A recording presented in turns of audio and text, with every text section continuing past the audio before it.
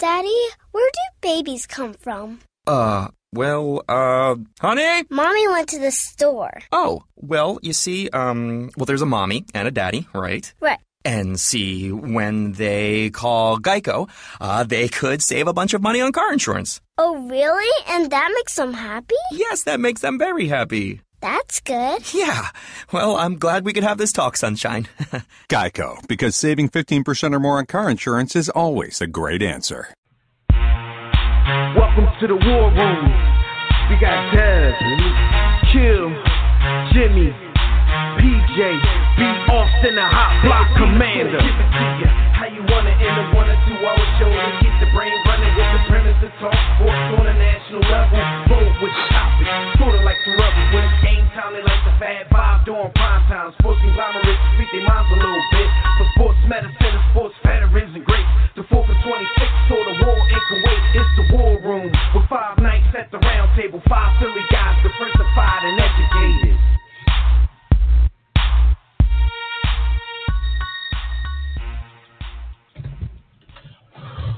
What up, everybody out there?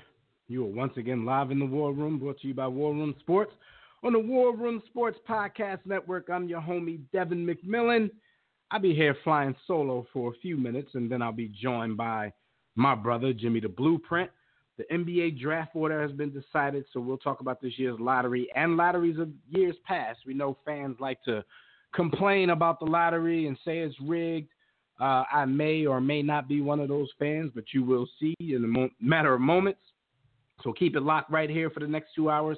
And if you want to holler at us throughout the show, join us right now in the JW Philly Realty chat room at War Room Sports, at blogtalkradio.com/The War Room, or join us on Facebook or Twitter at War Room Sports. You can also call us directly when we open up the Digital Extreme Tech hotline. That number is 323-410-0012. But before we get started, just a few network shout-outs. Throughout the week, be sure to check out the War Room Sports Podcast Network. Besides our own critically acclaimed podcast, The War Room, you can also listen to shows such as The Broad Street Line and The Broad Street Line Express with Roy and Chris. Shout out to those guys. The Tissue and the Tape Hip-Hop Show with Phil Maddock and Savad. If you call yourself a hip-hop head, then you have no excuse not to listen to Phil Maddock, 365, and the homie Savad on the Tissue and the Tape. John Appetit, if you like to eat, if you like to get down, and if you're a restaurant head, even if you like to cook, you know, sometimes they talk about a few home recipes.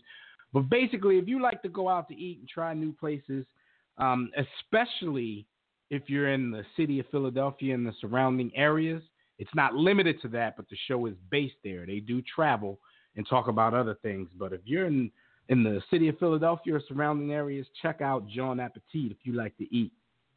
The No Look Podcast for all you NBA heads out there with Frank and Andy. Bump and Run if you're a NASCAR fan with Robin Vandenberg. On the Couch with the Wilsons, and this show is for you guys who like to get down in front of that TV, in front of that big screen at the movies, TV, documentaries, everything. On the Couch with the Wilsons, they watch everything so you don't have to watch anything. And a whole lot more. Just visit warroomsports.com, click on the WRS Podcast Network tab, or go to our free mobile app and click the network tab there. So as I wait for the homie JW the Blueprint, you know, I'll just talk about my week. First of all, it's good to be back because I wasn't in the fold last week. This whole fatherhood thing is getting real at this point because I have one who is old enough to do extracurricular activities, and everything was originally a weekend thing, but now his sports and activities are starting to run into the weekdays. It's not just practice. He actually had a soccer game last Thursday. So, you know, my brothers held it down for me here in the War Room. Shout out to Phil Maddock, 365 from the Tissue and the Tape podcast and the On the Couch with the Wilsons. He held it down. Phil is a huge sneakerhead, and I know he and Jimmy had a nice conversation about sneaker culture, stemming from the whole Lonzo and LeVar Ball and the Zoe 2 situation that popped off about a week and a half ago. So shout out to Phil for filling in for me. Shout out to Phil, Jimmy, and B. Austin for a great show last week. I listened to those guys, and even when I listen to the show, like I laugh like I don't know these dudes. I laugh like I'm not a part of this show because it's just that entertaining. And I love to hear those guys go at it and go back and forth. But yeah, you know, that's why I wasn't here last week. I'm pretty sure a lot of you guys didn't miss me, but it's all good. Dev is back in the fold this week, and it's time for us to get it in. So until Jimmy, like I said, until Jimmy gets here, I'll be flying solo without a co-pilot. B. Austin's off handling some business down in Georgia, so he probably won't make it on this week. But hey, while I got you guys here, we're going to talk about what happened this week while y'all were on the grind. And as usual, while you're on the grind, is brought to you by DirecTV. If you like a better TV experience than cable has to offer, including that NFL Sunday ticket, go to our website, WarRoomSports.com, click on the DirecTV logo, order yourself a better TV experience at a discounted War Room Sports sign-up rate. And if you call yourself a sports fan, then you got to have DirecTV. All right. This week, this is a story that we actually talked about before, but now it's pretty much official. Moses Malone Jr. Has added James Harden's name to a lawsuit saying allegedly that James Harden was involved in an attack on him. Let me give you the particulars of the situation. Moses Malone Jr. Did end up filing an amendment to a civil lawsuit. This happened on Monday, and he's seeking damages from James Harden for allegedly orchestrating a beating that he took last summer, which he thinks was in retaliation for a Facebook post that offended James Harden. He talked on Facebook last year about James Harden charging kids to go to his, and he was approached at a club, and he basically has been telling people since then that James Harden set this whole thing up. He's now saying that James Harden paid the defendant in the case, Darian Blunt, who is a security guard at the club, which is now closed. He paid him $20,000 to, quote unquote, put a hit on Malone. Not a hit as in Godfather, Goodfellas, not those type of hits, but I guess a hit just to get this dude beat up and taught a lesson. So I'm not sure if James Harden really had anything to do with this, but this is what the plaintiff is alleging. Back to the post, he published a Facebook post back last June. I think it was June 23rd, that criticized Harden for charging $249 for his basketball camp, which Malone said it shut out the inner city kids because they couldn't afford to go to this camp. He says, quote, all the stories that we've heard from all the witnesses were pretty consistent that James Harden was pretty upset about the Facebook post that was posted the night before the attack. That's not his quote. That's a quote from his lawyer. There were text messages between Moses and some of James Harden's friends. They said we have a good trail of evidence that leads to James Harden's involvement to this. So this is, if true, you know, old school vigilante type justice. And in James Harden's case, he's somebody that has a little bit of coin. So he was able, allegedly, to put a few dollars on the head of Moses Malone Jr. to get him handled.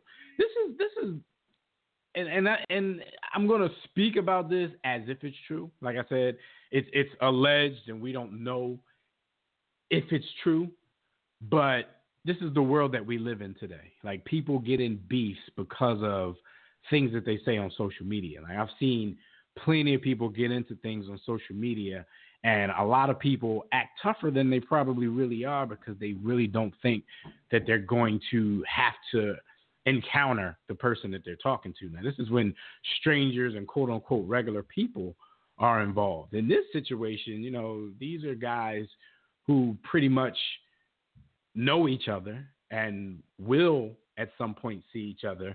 But this is the new culture that we live in. When everybody has something to say, or when anybody has something to say, they just go on the social media and blast the person that they want to blast, whether they know this person or not. And, you know, if the allegations are true, you know, this kind of caught up to Moses Malone Jr. in this particular instance. Now, I'm not condoning it. I'm not saying because somebody insults you on social media, then you need to do anything physical or you need to get anything physical done to those guys, because, you know, that's not even almost, that's just as bad as, you know, people having, I guess these days it's social media courage. You know, you can have liquid courage when you drink, you know, you might get a little tough. People have social media courage these days. And I think somebody retaliating because of a few words on social media, even though, you know, he called his character into question with his criticism, I still don't think it's means to do bodily harm to anybody, to have bodily harm done to anybody. So shout out to James Harden, because I am talking about this as if it's been proven that he had a part in orchestrating this. I'm not sure of that. We will see when the facts and the evidence come out. But this is not a good look, probably for neither party involved. But we'll see how this ends. And of course, it's a civil lawsuit. So of course, Moses Malone Jr., you know, is looking for some money in this situation. Oh well. And it's crazy that, you know, my brothers aren't on the show with me at this particular point, because I know B. Austin, one of his favorite subjects, one of his favorite athletes to rag on is RG3, a.k.a. the cornball brother, Free Rob Parker. RG3 is back in the news, but it's not for anything that he's done on the football field, because his football career is not really flourishing in the way that people may have thought back in 2012, when he had the whole DMV area electrified and energized and thinking that they were going to be that team to beat for the next 10, 12 years or so. That didn't work out. He ended up going to Cleveland. That didn't work out. But what is working out in his life, well, his first marriage to his college sweetheart didn't work out. But what is working out now is he's back in love. And a lot of people think that he met this particular woman while he was still married to his first wife. So I've been reading a lot of stories that are basically headlining with when the side chick becomes the main chick. Robert Griffin III and his new girlfriend, who is former Florida State track and field star Glet Sadeko.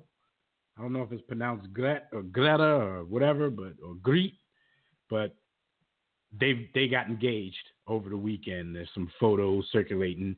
I think Robert Griffin III tweeted or Instagrammed some photos from a beach where he's wearing a red suit. Looks a little burgundy. Kind of looks like, you know, the colors of his former uniform with the Washington professional football team. So either that was a suit that he purchased back then, or, you know, maybe he still got some love for the city and for the franchise.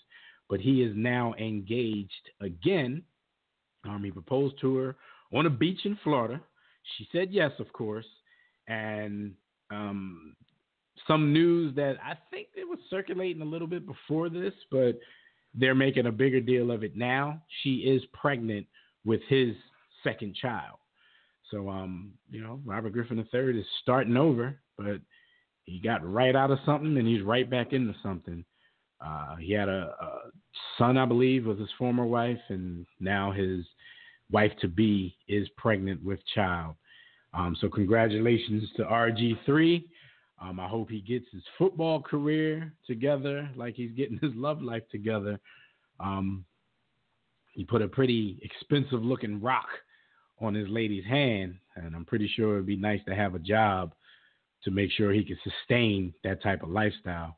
I want to hear about her pawning that rock in a few years to make ends meet.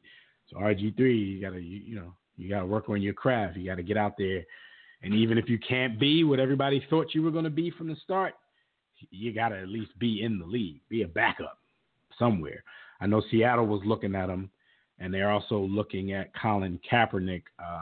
Inside sources say they're leaning a little more towards Colin Kaepernick to be Russell Wilson's backup, but we will see how all of that plays out as well. So shout out to RG3. Congratulations on your new engagement with your new wife-to-be.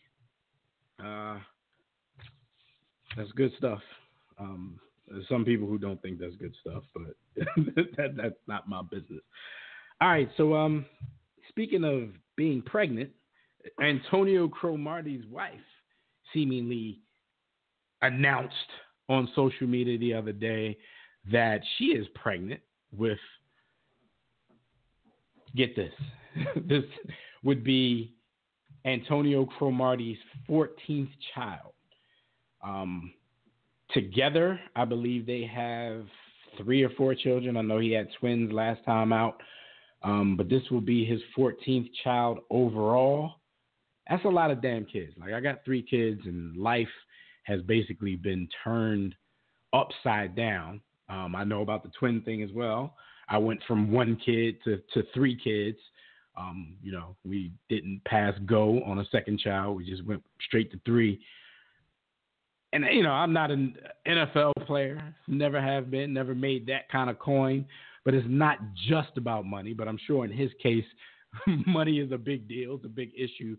But just everything it takes to be a parent, the time, the nurturing, it takes a lot to raise children. And he has 13 of them going on 14. I just can't imagine what his life is like during the off season. I'm pretty sure because he does make a nice coin playing football that everybody allows Antonio Cromartie to be Antonio Cromartie while football season is going on. But they'd be remiss if they didn't put that man on strict daddy duty, when those few months when football was not in session. But Terica Cromartie says she's 25 weeks pregnant. This is believed to be his 4th child after having a vasectomy. Now, if they're still having this many children after he supposedly had a vasectomy, then something's wrong here.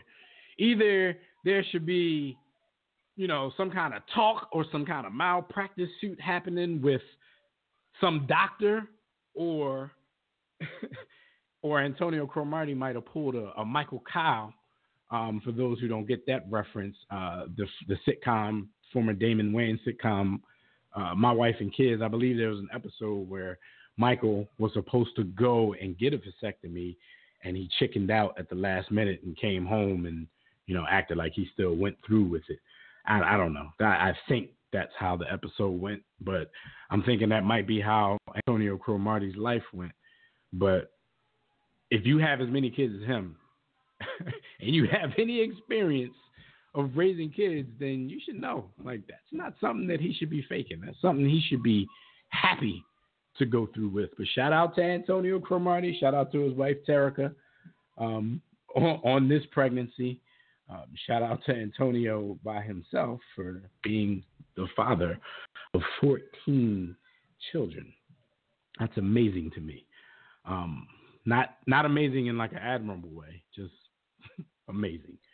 All right, and last thing that happened while you guys were on the grind, Mercury Star, and the funny thing is, we talk to a lot of people about sports every week, and I think a lot of people genuinely did not know that the WNBA was back in session, that the WNBA season has already started. But WNBA star Diana Taurasi, she just got married a few days ago, and she got married to a former teammate, Penny Taylor, who and then less than 24 hours later, Diana Taurasi played in her team's season opener. She's played for the Mercury since 2004, helping them win 3 titles. So she's nothing but a winner because she won some titles, I believe, at UConn as well. She also has been on the U.S. Olympics team for 4 consecutive gold medals. They got married on Saturday, and like I said, in less than 24 hours, she was on the court. Albeit she was on the court stinking it up. She had a 1-for-11 performance and a 10-point loss to the Dallas Wings. Wow. Forgive me, especially because I do this for a living. I had no idea that they had a WNBA team in Dallas. Forgive me, Dallas Wings and WNBA fans.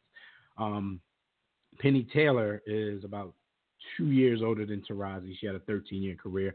I know a lot of people out there don't think this is news, and of course this was something that I was supposed to talk about with my co-host, because the reason why this was going to be brought up in this evening's show, it goes back to, and I'm drawing a blank here on the name, the former WNBA player who recently said she was kind of forced into retirement because she got bullied a lot for being a straight woman in the WNBA who allegedly has a culture in her in her estimation.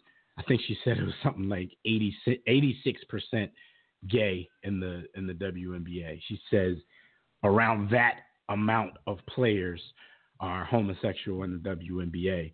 So seeing a second big name player get married to either a former teammate or another WNBA player, it just speaks to that culture that we hear about all the time.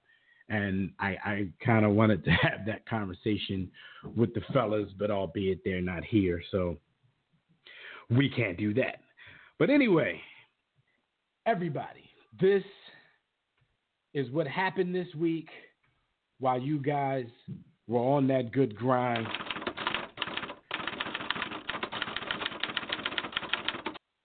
We're getting to this NBA wrap because I see we already have some callers on the line. So, I can talk to a few callers because the NBA draft lottery did just go on earlier this week. I know fans have a lot to say about that. That's all I've heard about for the past few days, especially since the NBA playoffs have been rather dull and the conference finals have been no different. So we're going to get into some basketball talk real quick. But before we do that, I got to let you guys know that our NBA wrap is brought to you by Sports the Book. Tired of reading the same old sports book with tired old sports lists, rankings, imaginary starting lineups, all of this greatest of all time subjective talk when everybody thinks that what they're saying is fact? Well, be sure to pick up your copy of Sports. Smart people only read the sports.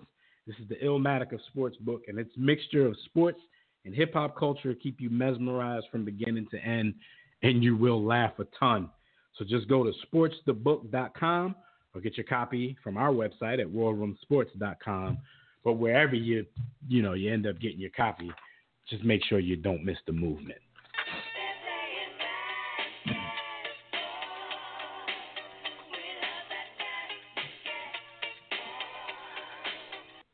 All right.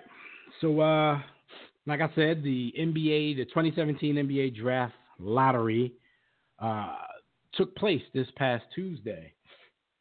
There was a lot of scenarios going down, but let me tell you guys what I thought before I take some calls and see what we got going on out there on the line. My thoughts, and I definitely expressed these thoughts on social media prior to the draft, was that this draft lottery was going to be all about the Los Angeles Lakers. And I never particularly thought that, it was going to be rigged so that the Lakers get the first pick or anything like that, because I think we all know that the consensus number one pick at this point is most likely Markelle Fultz. But, LeVar Ball has been making a major push for his son Lonzo to get drafted by the Los Angeles Lakers. And with him being a top 3 to 5 prospect, most likely being, a number 2 prospect, I think the Lakers landed in the exact spot that they needed to land if they're as in love with Lonzo Ball as his father is with Lonzo Ball playing for this particular franchise. He's a LA area kid. led UCLA to the Sweet 16.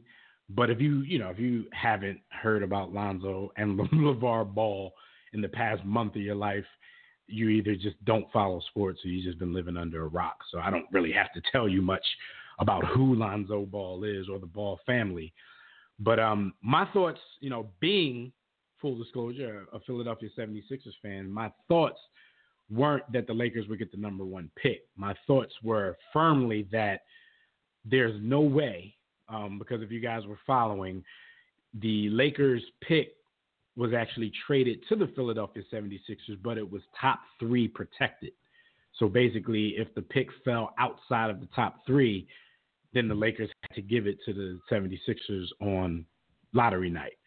Now that didn't happen and it landed in the top 3, quote unquote, miraculously, but not so miraculously since, they had the odds in their favor, they'll just give Philadelphia their first round pick next year. So as a Sixers fan, because I don't have anything against the Los Angeles Lakers. The last time the Lakers and Sixers really had a rivalry was back in the 80s. I was a little kid then, so I was being raised to hate the Lakers and the Celtics. I don't have anything against the Los Angeles Lakers, but I'm going to have to root for the Lakers to be trash for at least one more year so that my team can benefit in next year's draft lottery. However, even if they draft Lonzo Ball, and his dad went on a tangent this week saying he think what Lonzo Ball brings to the Los Angeles Lakers would be that he would lead them to the playoffs in his first year. With the team, as currently constituted, I don't believe that for a minute. But with Magic back in the fold, and they got what they think are the cancers out of the organization, out of the front office, I think that the Lakers are going to be making some pretty big moves besides whoever they draft, if they decide to use this draft pick and not trade it to get in on what they need to do. I think they have about $23 million of cap space. They have the number 2 pick. They have stars in the league such as Paul George, who, if there's no secret, he's a LA area kid himself. He'd like to play for his hometown team. So I think the Lakers will be making a push either, to make some trades to get the team where they need it to be, or if Lonzo Ball is really as good as his father is advertising, we'll see if they have a chance to make the postseason this year. Like I said, as a 76ers fan, I'm really not rooting for that to happen, because while we're doing our rebuild, we could use every pick that we could possibly use. Boston, of course, ended up with the number 1 pick.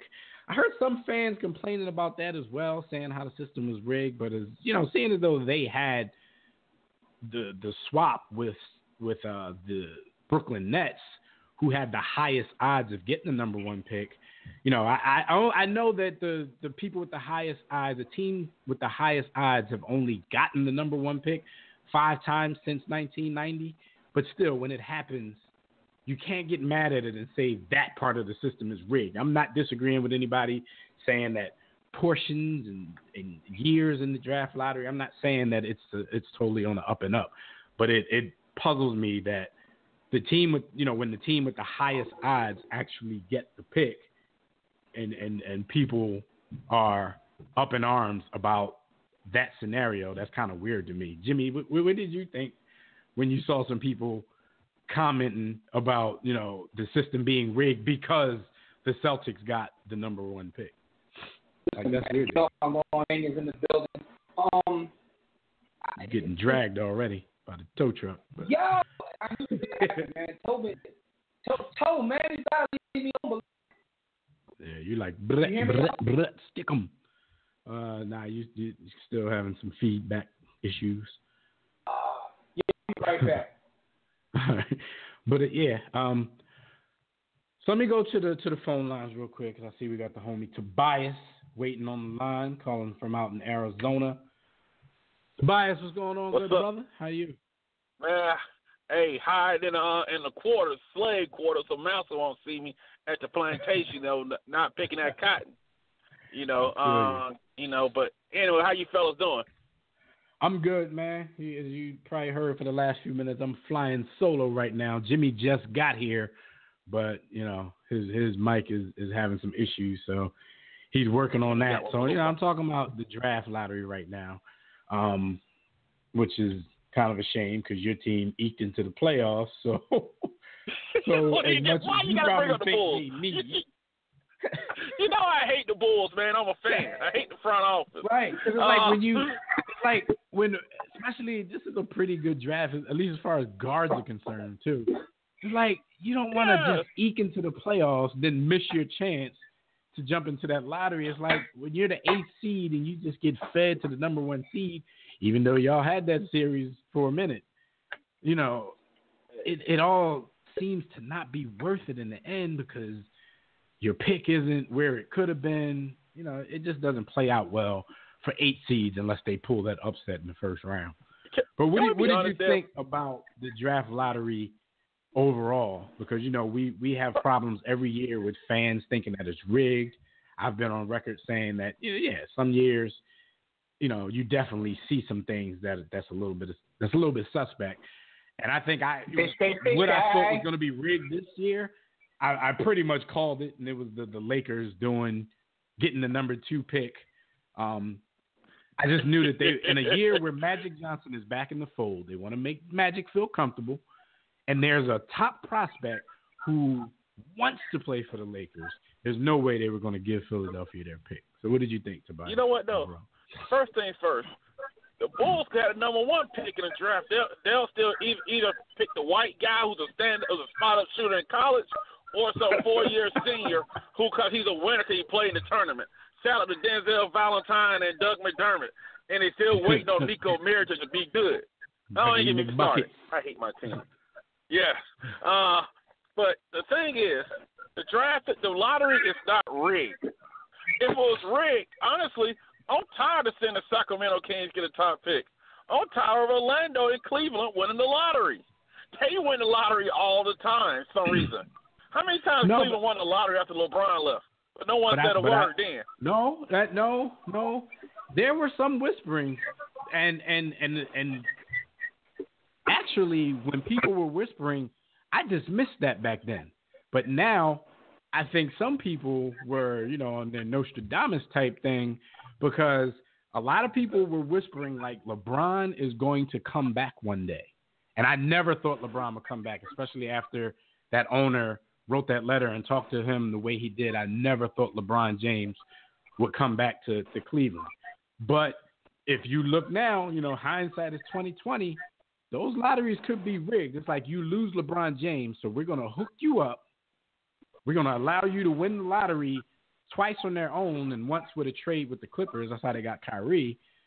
So basically 3 times you win the lottery when there's whispers out there that one day LeBron might come back. So whether or not those actual draft picks, panned out, because really the only one that didn't was Bennett. Wiggins panned out because he was able to get you Kevin Love in return. So those 3 draft picks was able to build that team up while LeBron wasn't there. Not build them up as far as winning games, but giving them assets, either players that he wanted to come back or play with, or assets to trade for players that he might want to play with. So in hindsight, I'm giving a few cats that I know, a few quote-unquote insiders, I'm giving them the genius card, because what didn't make sense to me then makes a whole lot of sense to me now. So I wouldn't use Cleveland in the conversation. Here's the thing, though. Here's the thing. But here's the thing, though. In the NBA, I don't know, probably the Warriors aren't the one big market team that's actually doing anything. Most of these teams that are doing anything are these middle American teams, these small market teams, these cities where you don't want to live in if you have money. The big market teams are garbage.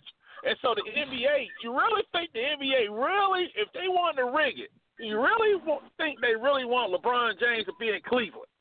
Instead of New York, LA, and Chicago. Let me answer that for you. I mean, because we know about the controversy, with the first ever lottery, with the whole Patrick Ewing and New York struggling, and there being, the league office being in New York, blah blah blah. But think about the LeBron thing. Like, come on, a generational player comes from Akron, the Cleveland area, and Cleveland all of a sudden gets the first pick. Derrick Rose comes out, a Chicago kid. Chicago ends up with the first pick. Now you got a top prospect who's projected to go anywhere from 2 to 5. That's from the L.A. area, and L.A. gets the number 2 pick. You gotta say that there's a little bit to it, especially when there's like a really good hometown kid in the draft. That's come on, man. Cleveland, when LeBron comes out, Cleveland was garbage for a minute before LeBron came. You know what I mean? Here's the thing. Everybody wants to talk the Lakers, rigging for the Lakers. Let's think about this for a second. Let's be honest with these guys. How many years have the Sacramento Kings, the Orlando Magics of the world, some of these other garbage teams been picking in the lottery? 10-plus years in a row. And they ain't gotten it right. And they've been top 5 picks. But they have to. They're trash. If you're trash, you get into the lottery. That's just how it goes. So, like they're going to be in it because they're lottery. Huh? That's what I'm saying. But can I touch on these quick things real quick? Got other people. Go ahead. I remember in the Group Me app that you guys do, I got crushed for saying if I'm Boston, I would let Isaiah Thomas walk. For that reason, last night, I was saying the Washington series. I wasn't against you. I was. Yeah. I'm somewhere in the middle. Like I saw your point. No, but remember, I tried to defend you a little bit on that. Like I can see what he's saying. I might not. Hold on. You making it seem like it's something it's not though, Tobias. Yeah. We never said that he wasn't worth. We never said that he was worth the money. We just said we think he's going to get it. It's not about whether he should get it. We just said he was going to get it, and I still think he will get it. Not for me. That's the way I look at it. I think Boston should pay him. The Celtics, as good as he's been, I think the Celtics really have a decision to make. Now, the fact that they got the number 1 pick, I think they got a decision to make. This is true, but here's the thing, Tobias. How many players currently have max contracts would you give to? That's what I'm saying. It's all about the market. It's not about what you would do. I wouldn't give Bradley Beal a max contract. Yeah. And that's the problem with the NBA to be. That's like the problem 3 with the dudes NBA. in the league that deserve a max. Yeah, and and that's the 3? problem with the NBA. So? I think Bron. I think Bron and 2 of the Warriors. Because remember, when we talk about Bron, we also talk about his effect and what he draws. Steph is not as good a player as LeBron, but Steph generates. I ain't giving Steph that either, though. Steph generates. I ain't giving Steph max. Steph get whatever's under max. He ain't get max. Yo, Bron get max, and that's it. He actually took the throne for 2 years. Bron had to jack it back from him, but he was the most popular player in the league for the past 2 seasons for this year. You know, the NBA is the only sport where B-level players get the same amount of money as the star players. Like Bradley Beal makes more than John Wall. I know it's a contract timing, but they're gonna make the same amount of money. But who's a better player? Or like Clay, or like Draymond can get the same amount of money as It's about what the market is. It's about what the market is. Yeah, and that's the thing. Bradley Beal was, but you didn't hear that from me. Yeah, but no, Bradley Beal. And I don't mean to make Bradley Beal the poster child for this, but I mean he's the poster child for this. I think Bradley Beal's better than Klay Thompson. I know I'm gonna get murdered for that. I think it's debatable. Like I think when you talk about Bradley Beal, Klay Thompson, and McCollum, I don't know who I take. But you know what though? When I say that, Bradley Beal though, he's just starting to prove that to me because for a minute I thought he was Klay Thompson because everything he did was either off screens, off pull-ups. Like in that Game 7 and a little bit before that, he started to show you, like, I can put the ball on the floor and do what I need to do at will when I need to do it. So that kind of showed me something. Like, I don't see, like, Klay, it seems like if Klay, I think he's the biggest beneficiary of playing on that team. You know, a lot of people think Steph. I'm gonna keep it a buck with both y'all. The young man that played for the Celtics 11 times. Yo, the boy that played for the Celtics, Avery.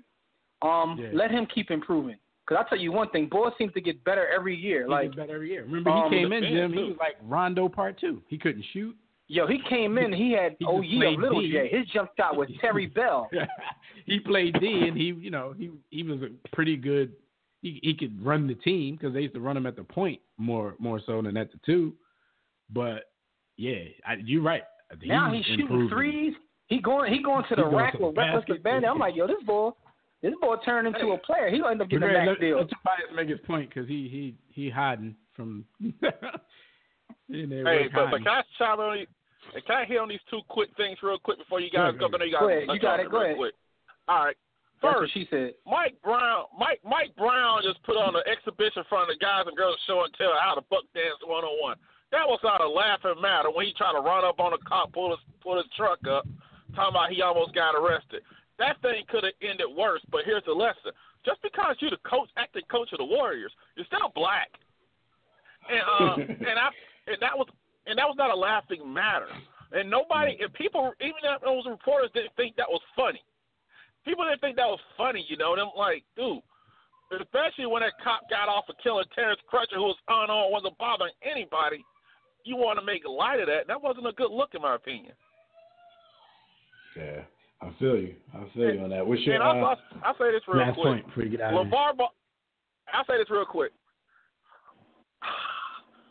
Like the whole LeVar Ball with Christine Leahy thing. Everybody talking about he went hard at her, he was disrespected, all that stuff. I'm not a parent, but I know parents who would not take too kindly of someone saying that their kids are terrified of them and pretty much accuse them of child abuse on national TV. Right. You know? But you know what, Tobias? You know why that situation went like that? Because a lot of people didn't have that context. A lot of people just heard that particular interview where she finally chimed in like 6 minutes in and he just came at her. But a lot of people didn't hear, which is coming out now. They're putting the audio out there of why he doesn't like her in the first place. And I agree with you. She's in the media and they talk to millions of people a day. And she's talking about, she think Lonzo, like he only speaks 5 words and she thinks he's terrified of ball and this and that. You don't want to talk to somebody who's saying that kind of stuff about you. That's getting a little too personal. You know what I'm saying? I don't defend LeVar Ball on a lot of stuff. And I know the feminists are going to kill him because of the way he spoke to her. He probably could have, kind of said it in a less condescending way and just let her know, I don't bang with you. But, stay in your lane. People are automatically going to take that as, oh, she got to stay in a female's lane. And he probably wasn't even talking about a female lane. He's just saying, I don't bang with you, so you stay in your lane over there. But you know how people are going to take it. But no, I'm with you on that, man. I'm with you on that. Yeah, you guys have a good one, and I'll say this. He doesn't have to release the numbers of his shoes until he feels like it. Companies don't do it. And by the way, when y'all talk about the prices, Red Bottoms ain't been around that long. They will still drop for $700-800. But nobody complains unless the brother does it. But I think the reason people are trying to knock him, because I'm not saying that he'll be great at this, but what if like a ball player gets his own shoe, not to worry about the big companies, and he hits? Other players may take that road, and those companies may miss out. That's just all I got to say, guys. Y'all have a good one. And thanks for taking my call. All right, Tobias. We holla. And shout out to Casey Mack. He's in the War Room Sports Game Time group right now. And if you have GroupMe, you can just look for War Room Sports Game Time, and you can get in that group. Talk sports with us 24/7. He said until they show us the actual NBA lottery, it's rigged. And I understand exactly what he's saying. I think he and I spoke about that before. It's like, even with the lottery, the Powerball, the Mega Millions and all that kind of stuff, at least they show us the lottery balls bouncing around in the cylinder. You know what I mean? Why can't they do that? Why does it have to be such a complicated process, and then they bring them out and only one person knows she got the locked suitcase, he or she this year? It's like, go into the hopper, put team logos on the lottery balls. I think they do, but show us the process. And I think they would get rid of a lot of, this stuff that they claim to be coincidental. I think they get rid of a lot of that stuff. Shout out to Klay Thompson, because the Klay Thompson commercial is on right now, showing me like, man, I got game like that. And I do think Klay got game. Dissing him. I just don't know if he's a complete two-guard. He's one of the greatest shooters. I think the league actually likes the actual conspiracies and things like that, because most of the time that's what happens when people talk about the draft. They bring up all these conspiracies and they go back to Patrick Ewing and then to Derrick Rose. Like, I think the league likes it. It's one of them things where they're getting attention. So I think I don't know, because why wouldn't you just show it? Paul. Yeah.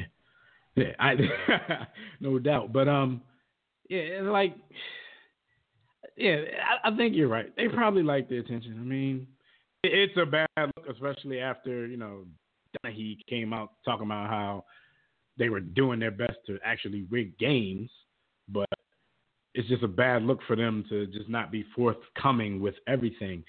Another point that Casey Mack made, and if this happens, like the stuff that I was saying earlier, and I don't even know, Jim, if you were here for that yet, so I'll go over it again. But he said the Charlotte Hornets will get the number 1 pick in 2 years and get Zion Williamson.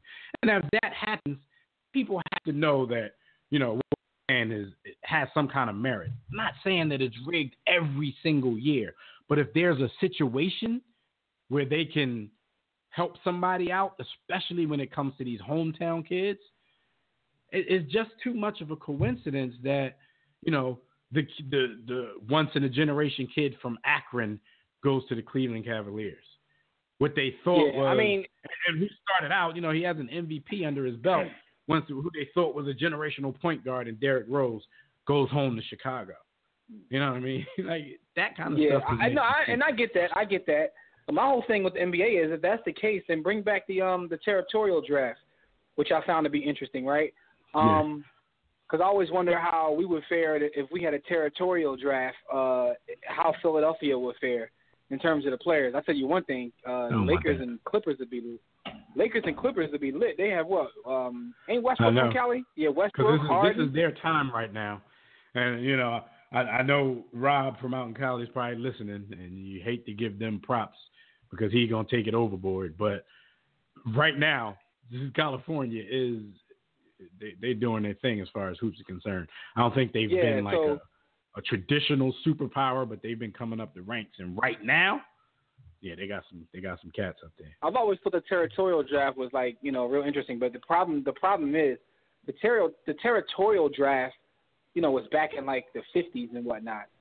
If you even into the, but if you start doing that now, there's so much money in basketball that wasn't in basketball then, with the shoe deals and with the whole AAU culture, that you would have kids that's like in 8th grade, families getting moved to a whole different city just because of their prospects of playing ball. They rigged that too.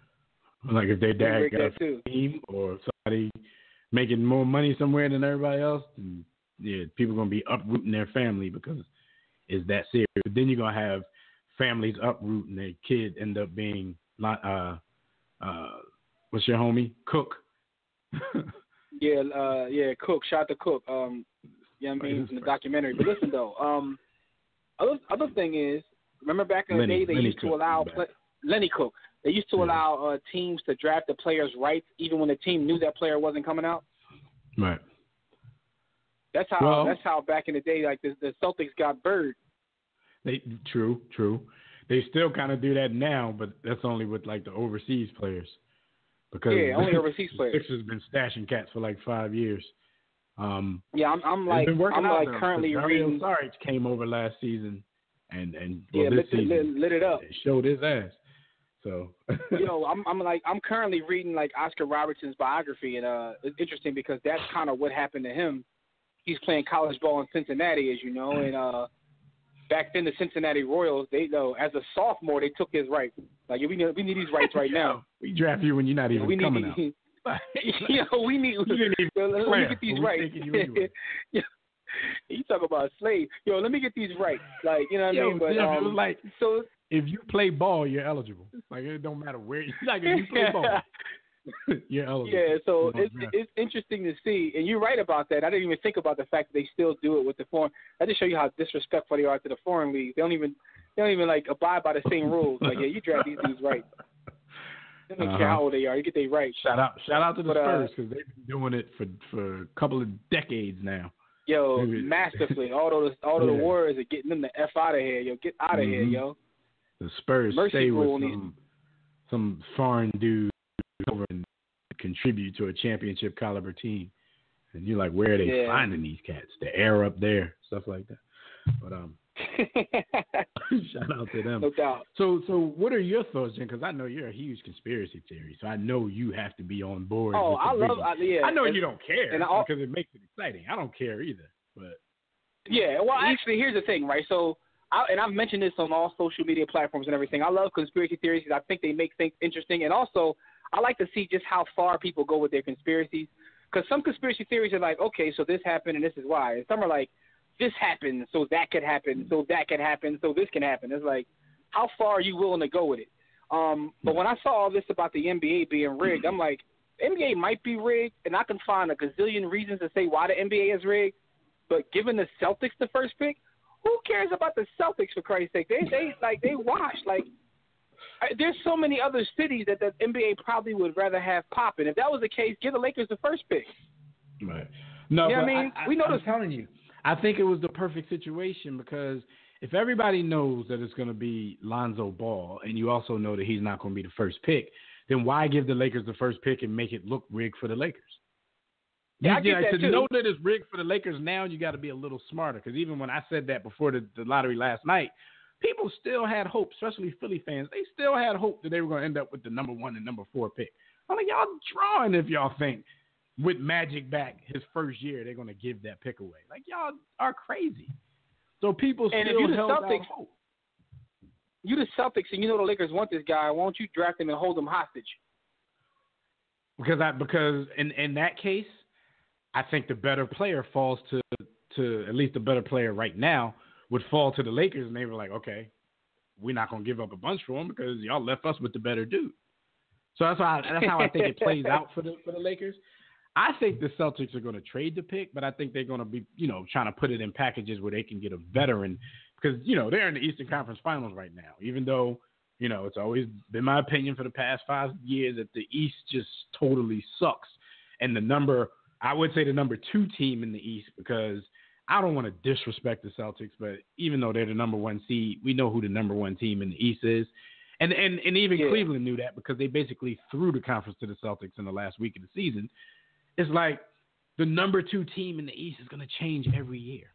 But the only constant is whoever the hell LeBron is playing for. That's the only constant. Well, let me ask you a question, right? Where's Isaiah Thomas from? I think, is he from Washington State? Because he played for Washington. I think he might be from out there somewhere. I'm saying maybe the Celtics want to trade the rights to him and a number 1 pick That's for the why Lakers I said for the number 2 pick. Yeah, he's from Tacoma, Washington, but that's why I was saying, like, they have a decision to make. The only reason I think their hands are tied with him right now, and it's a great time for him for their hands to be tied because he makes the most money with them. I think their hands are tied because they're the number 1 seed, because he was their best player this year. I think if the Celtics aren't in this position, and even if he's their best player, I think they seriously look to deal him, especially now that they have the number 1 pick in the draft. But and also, I think their hands might be tied now because of how far they made it this season. Here's what's amazing about like sports in general, right? So they had this run; they're the number 1 seed, and he had some great playoff games during his run. He's kind of becoming a household name now. It's sort of like you earn your name in the playoffs, and I know it's like so cliche, but it's so real because I know people who aren't like basketball heads, who just like casual fans, who now know who this guy is because of the way he's performed in the playoffs. And it's like he like you said, everything is the perfect storm for him. Outside of that number 1 pick in terms of their seeding, how he's played, how he's actually built a name in these playoffs, and now people know who he is. Like he's a little guy, and everybody roots for the little guy.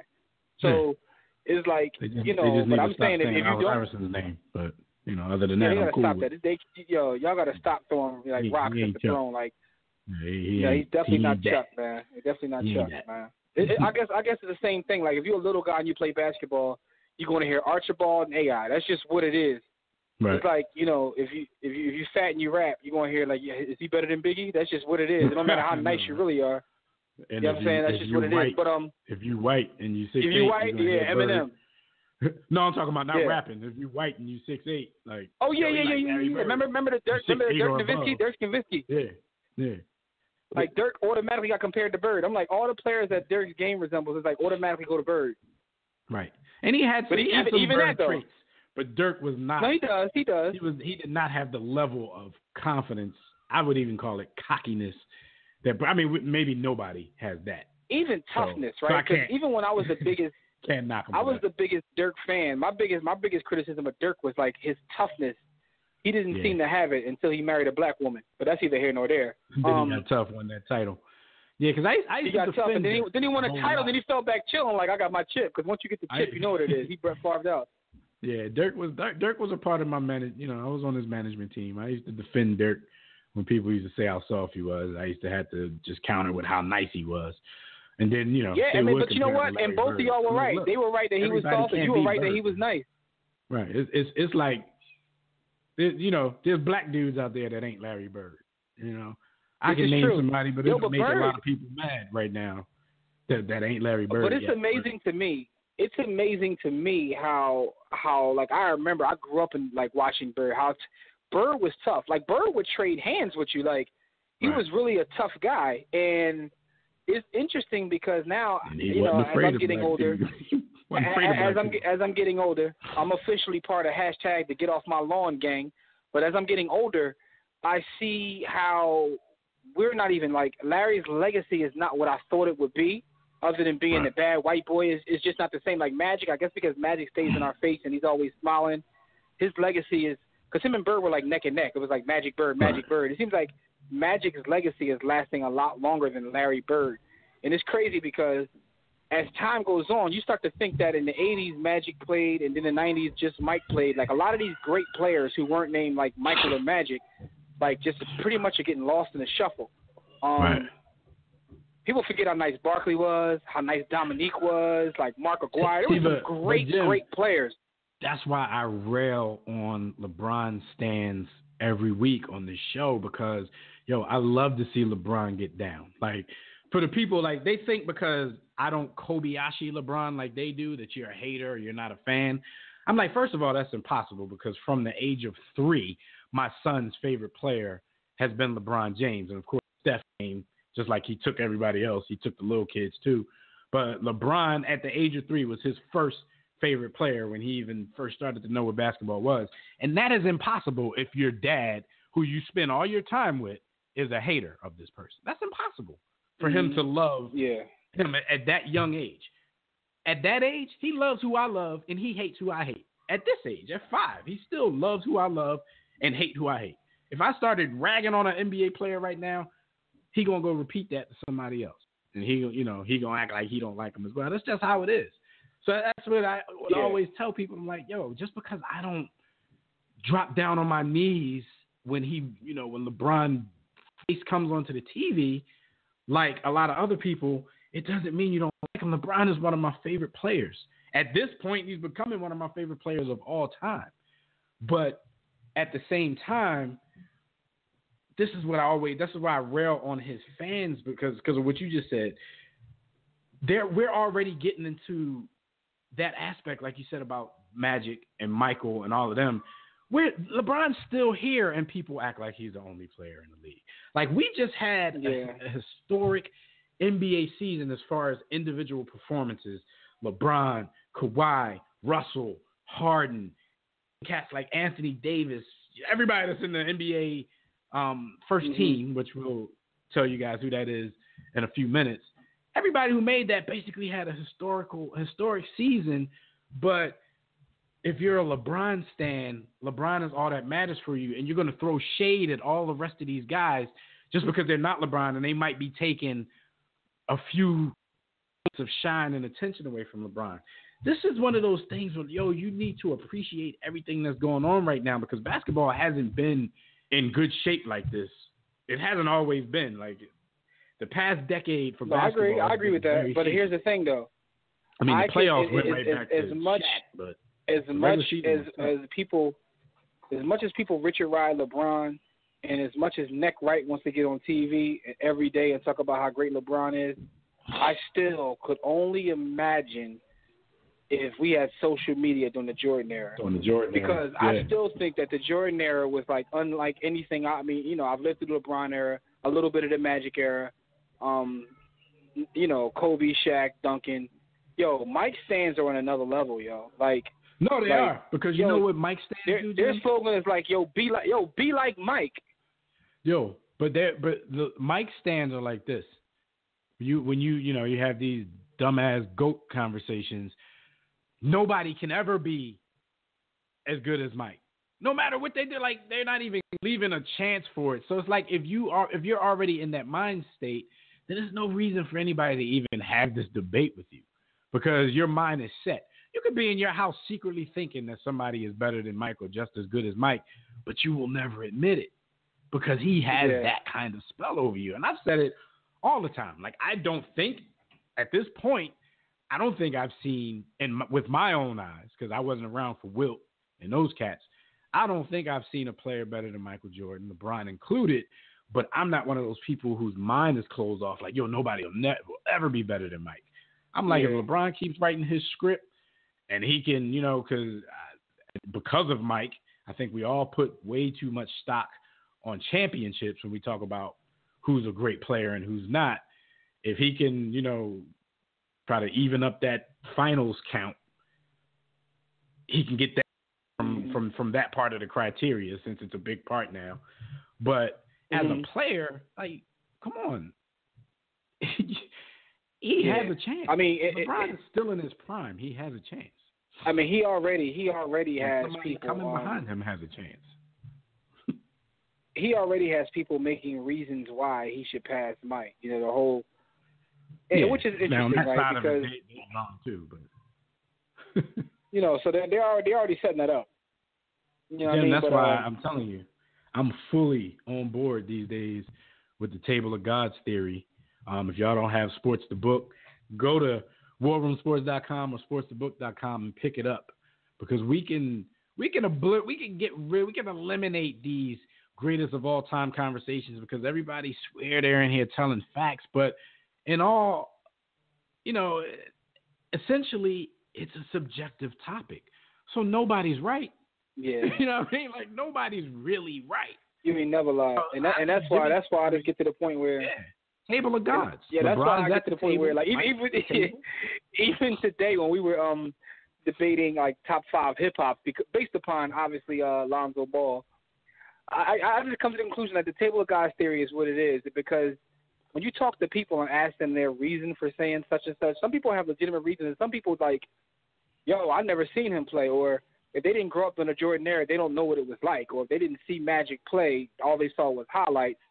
You know what I mean? So I kind of get it. And it's the same thing with music. Like, people were like, yo, you don't like Biggie? Like, and they were like, yo, I was born in 2001.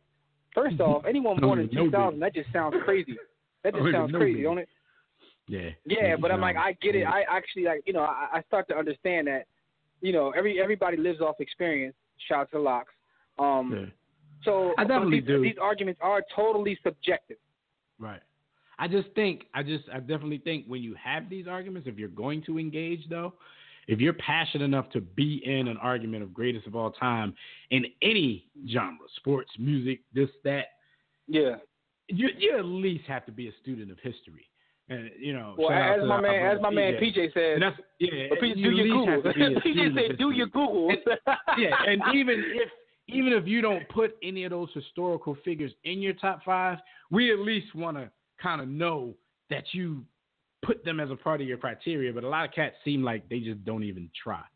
But that's subjective. The problem, right? Everybody, but it's also because of the climates we live in, right? So if we're talking about sports, or we're talking about hip hop, either one of those two things, right? Because we love talking about sports and hip hop. We're talking about hip hop. Some of the things that the older guys that we like were saying don't touch them or mean anything to them the same way.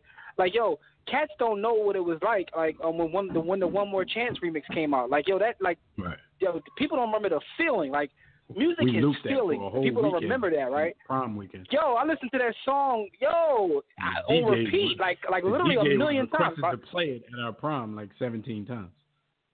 Did he? Like, going to the DJ, like, yo, you got to play that One More Chance remix, right? So we're talking about basketball now. Whoever the DJ was, Jim, he probably don't even like that song to this day. yeah, PJ ruined it. But listen, though, and on the flip side, in basketball, right? So when I talk to people who are a part of this new generation, you know what I'm saying, the men romper generation, they don't care about like Patrick Ewing or Hakeem or even Shaq. Like the back to the basket to them is like ancient. They like, yo, that's whack. Like who plays with their back to the basket? Like they don't even respect these guys because like I shouldn't say respect them, but to them it's like a whole different game now. They look at it like playing with your back to the basket is prehistoric because the game has changed. So for them it's a different game. It's a more wide open game. So you know they kind of look at players different based upon that. When you watch the NBA now, it's basically long. It's about 4 quarters of 3-point shooting.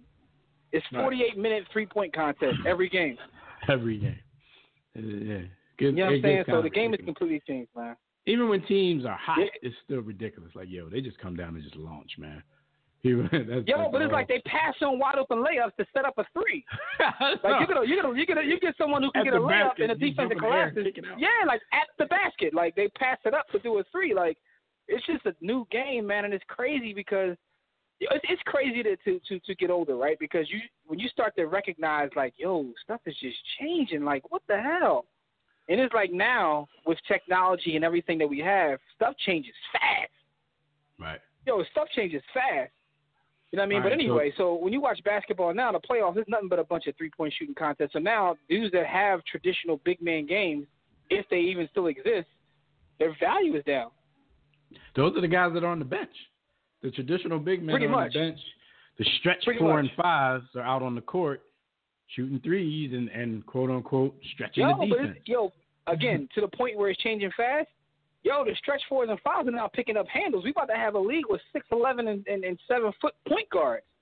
Ben Simmons is probably 6'11" at this point, and he's supposed to be the 76ers point guard. Like, I got a couple of friends that I talk to every day. They're not Sixers fans. They've been arguing me down about how the Sixers should take a look at Kyle Lowry and pay him the max since he wants to play in Philly.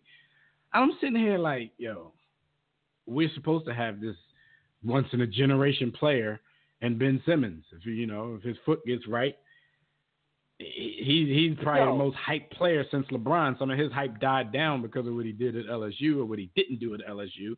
But he was, besides Wiggins, now is him, the most hyped player since LeBron. It's like you got to remind cats because he didn't play this season. Like, you got to send people that summer league tape where he was running the show. Like, we don't need to pay a fringe all-star and PSP, man. Shout out to Kyle Lowry. Philly support Philly. He's an overachiever in every sense of the word. But he's just not fitting what they're doing right now. They need veterans. But speaking of that, pay him the max, by the time he's on his last year, he'll be like 36. Making $40 million. Is Jimmy Butler having out, or is he free or something?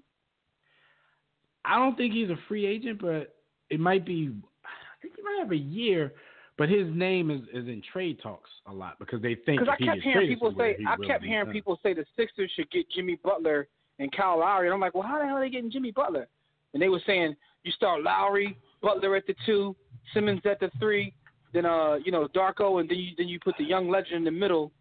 I'm like, how are they getting Jimmy Butler? If I'm not mistaken, I think if they get Jimmy Butler, it's going to have to be through. They're going to have to send Okafor home to Illinois, which I think they tried to talk to Chicago. And probably that pick. Probably Okafor, the pick, or maybe at least Okafor in next year's pick. I don't know. Would you do that? Well, I wouldn't do next year's pick because they're primed to improve and make the playoffs. So if I'm Chicago, you're right. You got to come off that pick right now. But would you do it as a Sixer? If you're the Sixers, would you make that move to bring in Butler for the pick and say? I most certainly would because Butler is still only about 27 years old. He's a good defender, so he's actually what the Sixers need right now because you could throw him at the 2. Think about what the Sixers don't have. Even if they're going to run Ben Simmons at the point, you need a shooting guard who can guard 1s and 2s because Ben Simmons is probably going to be getting his legs, slashed off trying to guard like Chris Paul and Russell Westbrook and little cats like that. Oh, God, yeah. The Sixers kind of need a shooting guard. Like, even if they're going to go with the youth movement, think of Ben Simmons at the 1, Jimmy Butler at the 2, Dario Saric at the 3, and then you got Embiid at the 5, pick who you want at the 4. I mean, they got some talent. Or you can even go Sark at the 4 because they played him at the 4 and still start. We always, overall, though, we always disrespect the power forward, Joe. Yo, we always disrespect the power forward, though. Every time. Anybody at the 4. But you know what, though? Put Sark at the 4 and let, what's your man name? Who the Sixers fans got a love-hate relationship with? That look like Big Jamin. He looked like B. Austin's son. What is his name? Bull. Yeah. I can't think of his name, but yo. With a talented lineup, he's a worthy starter in this league because he plays defense. He just got to stop shooting. But here's what's interesting, right? So now I see why people go, because I heard this from maybe like 10 Sixers fans. I'm like, where are they getting this Butler from? And then I saw a meme, and the meme has those 5 guys as the Sixers starters. I said, I'm about to just go make memes and just put together random lineups that I know have no way of happening. And I was referring to Robert Covington. Robert Covington. That's his name. Yeah, they love the ball. Yeah, so I'm about to start putting together memes of random. They love him on like Wednesdays, but on Mondays and Tuesdays they hate his guts. He shoots too many threes, man. He be drawn. But when he goes to the basket, that's the league, he's just playing D, he's a pretty good player if he stopped tripping. You would have to trade for Jimmy Butler because his contract it's until 2019-2020, but that year I think it's a player option. It's either a player option or a team option, but he's under contract until 2018-2019. So if you do trade for him right now, then whoever trades for him, they have 2 seasons where he actually has to play for you, and you can try to sell him. Like, say if the Sixers can somehow pull off that move, and everybody stays healthy. Like, why the hell wouldn't he want to stay and play with Ben Simmons, Joel Embiid, and Dario Saric as they ascend into their primes? So I think 2 years would be enough to convince somebody like that. That's why Paul George's name was also in these trade talks as well, and they actually tried to make a move for him before the trade deadline. But a lot of people think if you trade Paul George to anywhere but the Lakers, he's not going to sign a long-term deal. So it would kind of be a waste of time. Yeah. Like Boston could have just gone for it this year and just see if Paul George could help get them over Cleveland. But it probably wasn't worth it to them either. Short term, you got Cleveland and you got Golden State that you got to wait out. Like, yeah, that's true. Like, cause I'm even watching Cleveland dominate, and I'm like, how they going to beat the Warriors, though? Like, the Warriors are so loaded because it's like I forget some of the players they have. Like, I was just watching them play the other day. David West is like their 10th man. Like, David West can start on most NBA teams. Chasing as David West. But he can start on most teams, though. You got West, you got Iguodala, you got Livingston. Now you got all of these dudes coming off your bench. You can make a competitive starting lineup out of their bench. I'm not saying that even with the style that they play, Jim, you even got to name JaVale McGee. He's perfect for that team. He's perfect. Perfect fit. So with tough players coming off the bench, you usually wouldn't name JaVale, but you got to name them because of their style of play. So that's the one thing that the LeBron fan, that's the narrative. If LeBron can get past this, that's one of the things that his fans will rely on when they're doing their ascent debate. But you know what, though? For the rest of their lives, the people who never want to come off mic, no matter what LeBron does, they're going to talk about his record in the finals. Even if somehow he wins 6 chips, it's going to be like 6 and like 16 million tries. Where they're going to say, with Jordan, they're going to say 6 for 6. And that's all they're going to say, and they're going to just like some old heads who still around want to argue with you would tell you Bill Russell, and they're going to do it just based on chips. Right. Nothing else, just based on chips. I mean, so you're going to have that. Player in the league when he was doing that. But, so you always going to have that. But I get your point though, because I heard a LeBron stand this Mike, and I was like, I was sitting listening to it. I'm like, reading it because this was on Facebook because I don't go outside. But anyway, this was in a sports group on Facebook. Sometimes even though I'm comment, I read some of these comments because sometimes I don't even want to get into it because I'm like, you really believe that? Boy said, ain't my fault Mike couldn't make it to the finals as many times as LeBron. Of course he won 6 times because he only won once he got to his prime. Like, basically, he was dissing Mike for not being able to make more than 6 finals. His retort to LeBron, to Mike being 6-0 was LeBron Mike has already played more seasons than the original Mike. Yeah. So it's like, Mike, the original Mike. The original Mike. The Wizards ain't the original Mike. Yo, Yeah, you called the boy original Mike. The Bulls basically held down a decade, like with just one franchise. It wasn't like hopping around to see who you can, and that's going to be a part of my knock against LeBron, because it's not going to be anything as an individual player. You cannot knock him as a player, even though people still try to. You can kind of knock how he did it when you start talking about this championship count. But, the Bulls held down the league for a decade. It's like Houston, for all we know, Houston just got lucky because the Bulls tried to play baseball. He was terrible at it. Like, I would have loved to seen the Bulls go against Houston to see what that would have been about. But at this point, Bulls fans could always say that. Well, y'all lucky that we, because nobody's going to ever be able to prove that wasn't the case. So you talked about these series, the conference finals. The Warriors are up 2-0 on the Spurs, and the Spurs just aren't in good shape right now because Kawhi Leonard left game one when they had a huge lead. They were up 25 at one point in that game, and the Warriors came storming back to get the win. The second game, when Kawhi Leonard didn't play, it just wasn't even a contest from the opening tip. I don't think too many people out there thought the Spurs had much of a chance anyway, with or without Kawhi Leonard, but that's definitely going to play a factor in how competitive this is. So you got any brief thoughts on this series before we move on? Yo, man, get the Spurs out of here, man. Yo, no shot, Savard. I know Savard listening. Shout out to you, homie. But get these boys out of here, man. Like, yo, you could bring back Tim Duncan and David Robinson, and y'all still would get ran off the court. Like, the Warriors cheating, basically. Right now, I watch them play. Yo, they got a cheat code, man.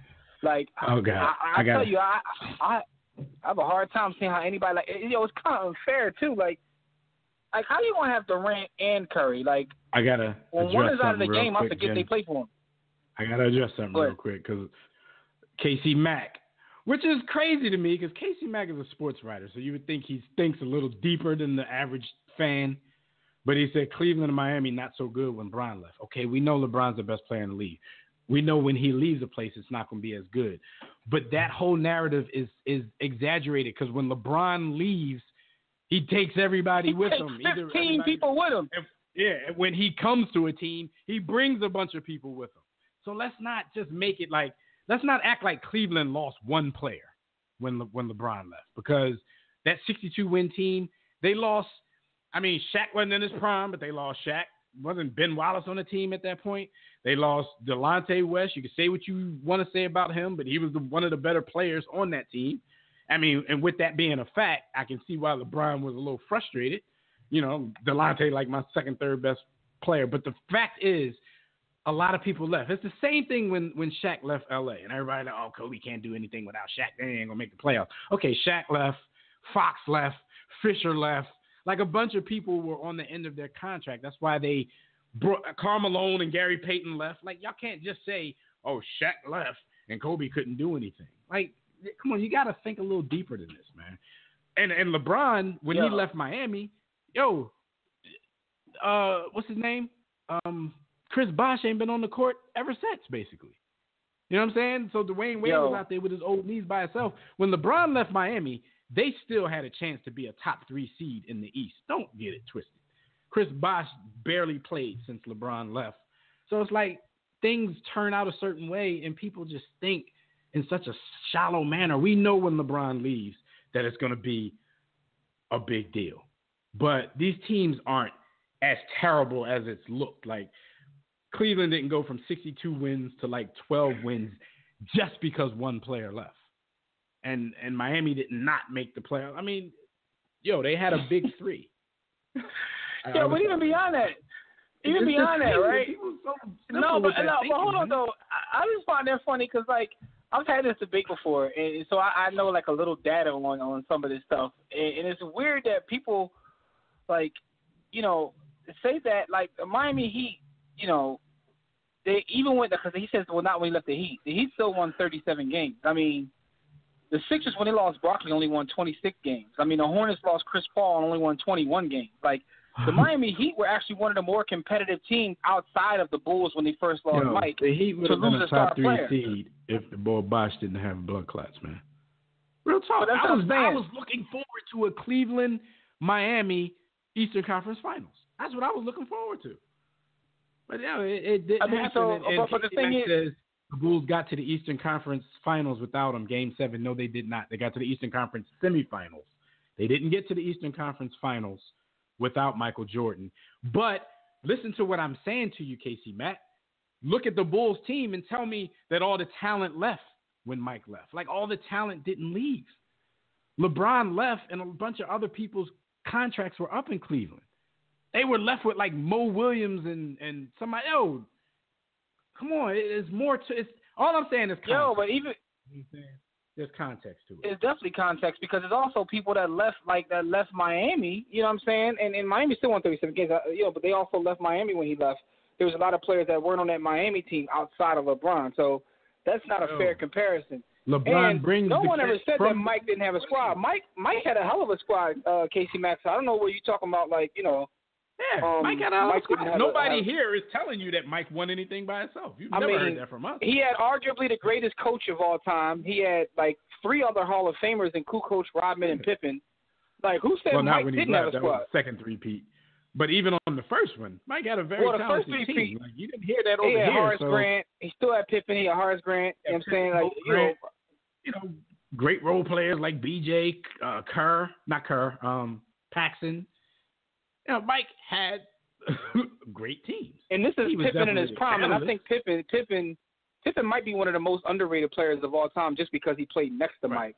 And no matter where they went, right, you can still say they didn't win a title without Mike. That wasn't going to happen. But I don't understand why people always say they made it to the Eastern Conference Finals. So they did not make it to the Eastern Conference Finals. No, they didn't. That's revisionist history. They didn't make it to the Eastern Conference Finals. But even beyond that, LeBron is a hell of a player, as is Mike. If you take the best player off of any team in the league, they're not going to win a chip outside of the Warriors.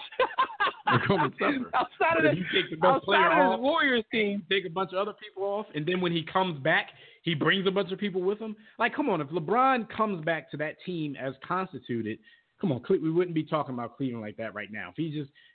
But he came back, basically told them, get Wiggins out of here, brought in, one of the top power forwards in the league, whether, it was debatable who thought that or not.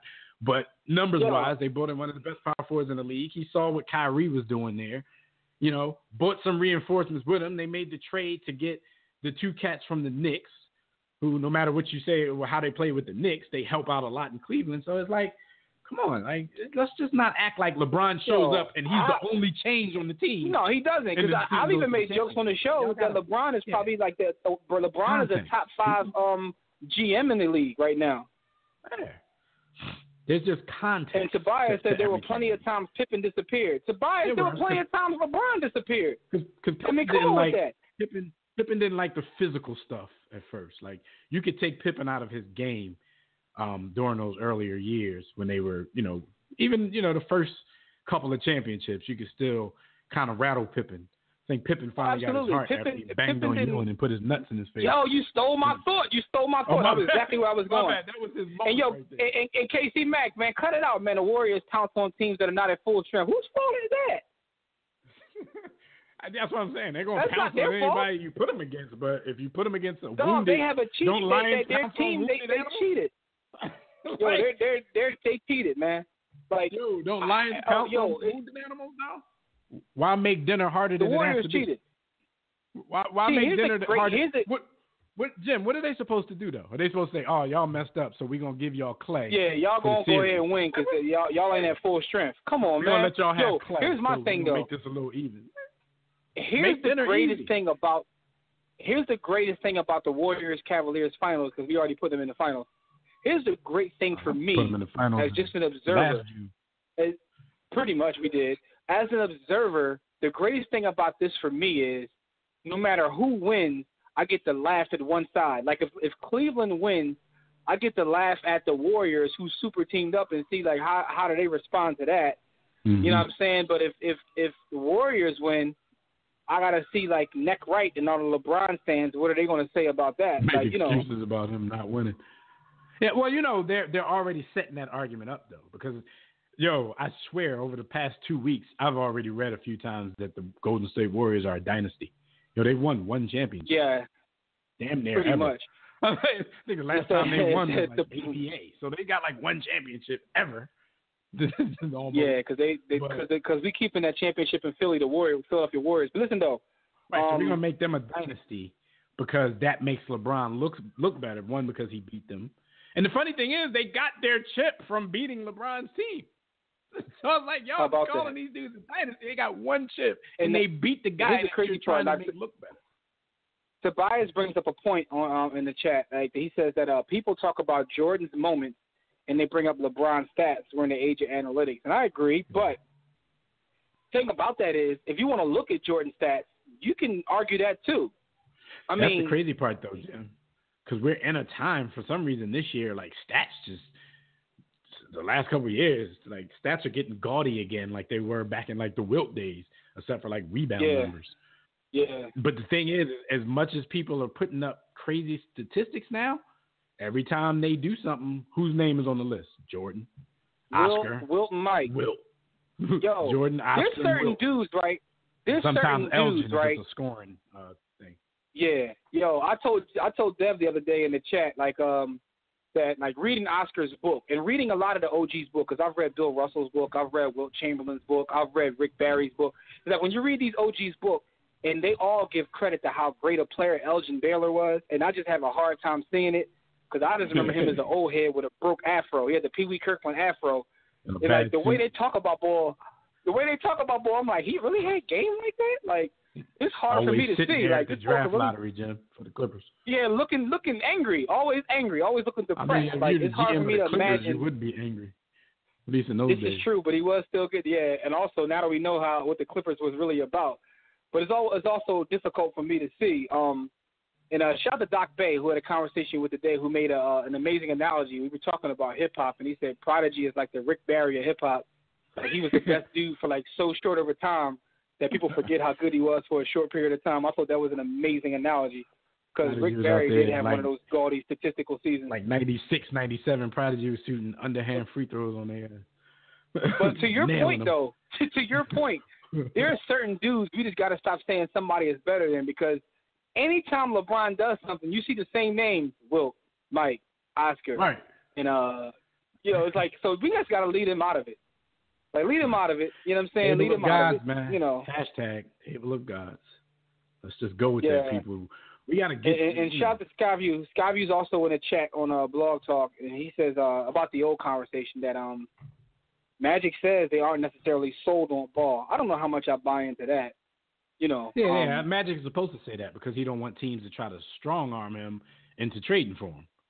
Like. And here's another thing, though, Dev. I don't think that's in the Celtics' best interest, because really you'd be leaving what a lot of people think might be a better player.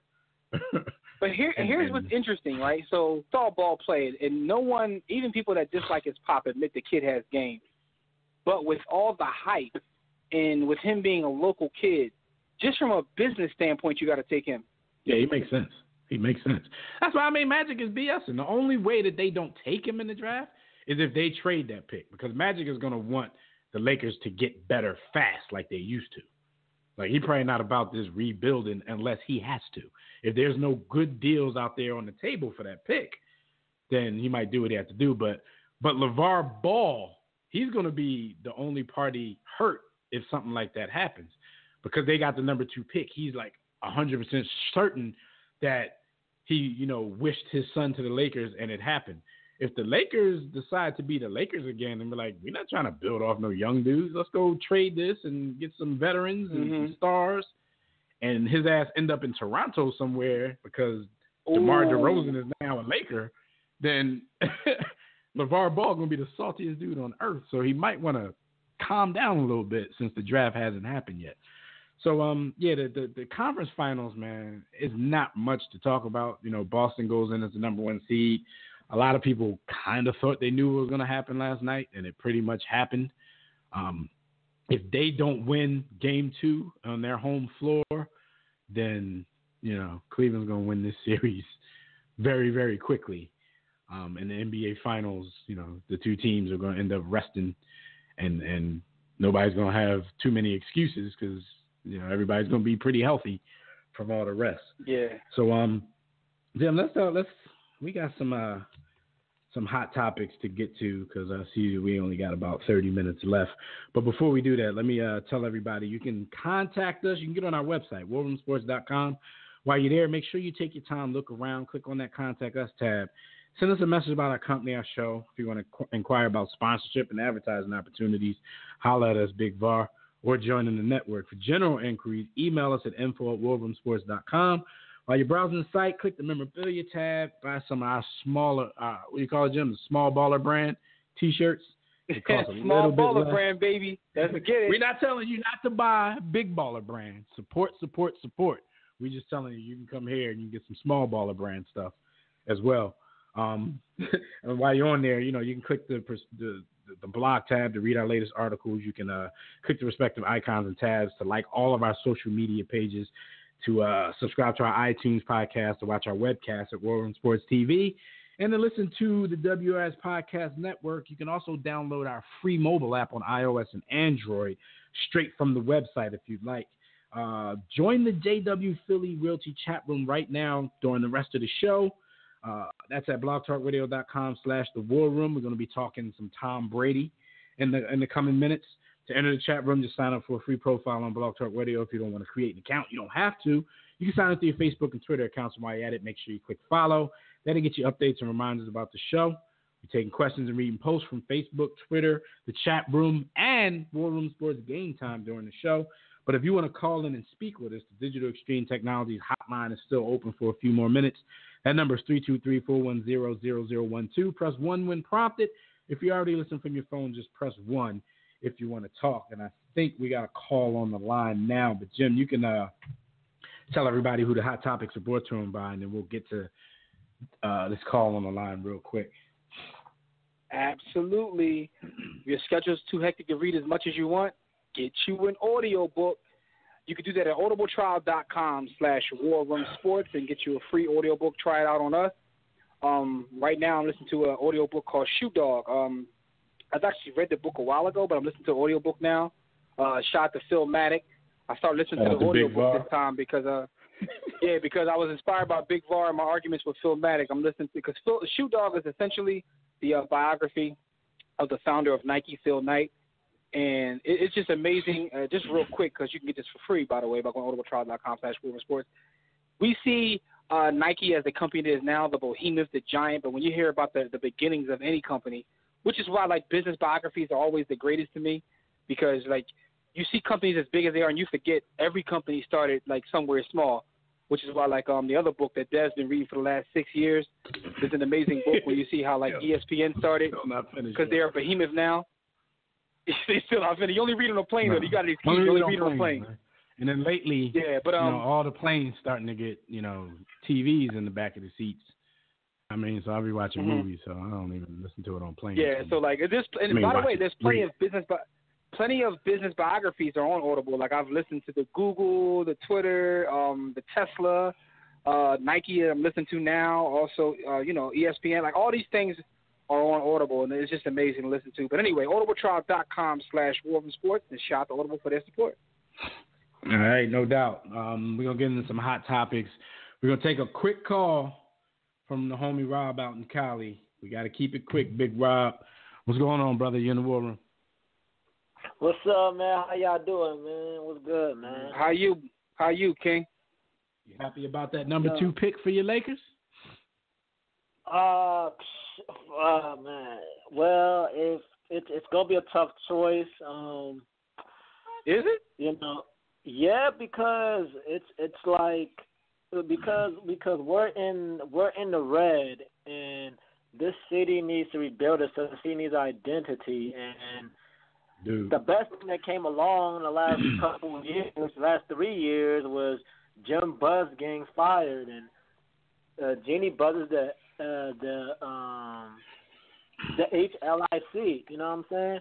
So I think it's a no-brainer, though, Rob. I think if they take Markelle, y'all take Ball, then that leaves you with a trading piece with D'Angelo Russell because, he hasn't been what he was expected to be, but he is a pretty good player, and he's still getting better. You know what I mean?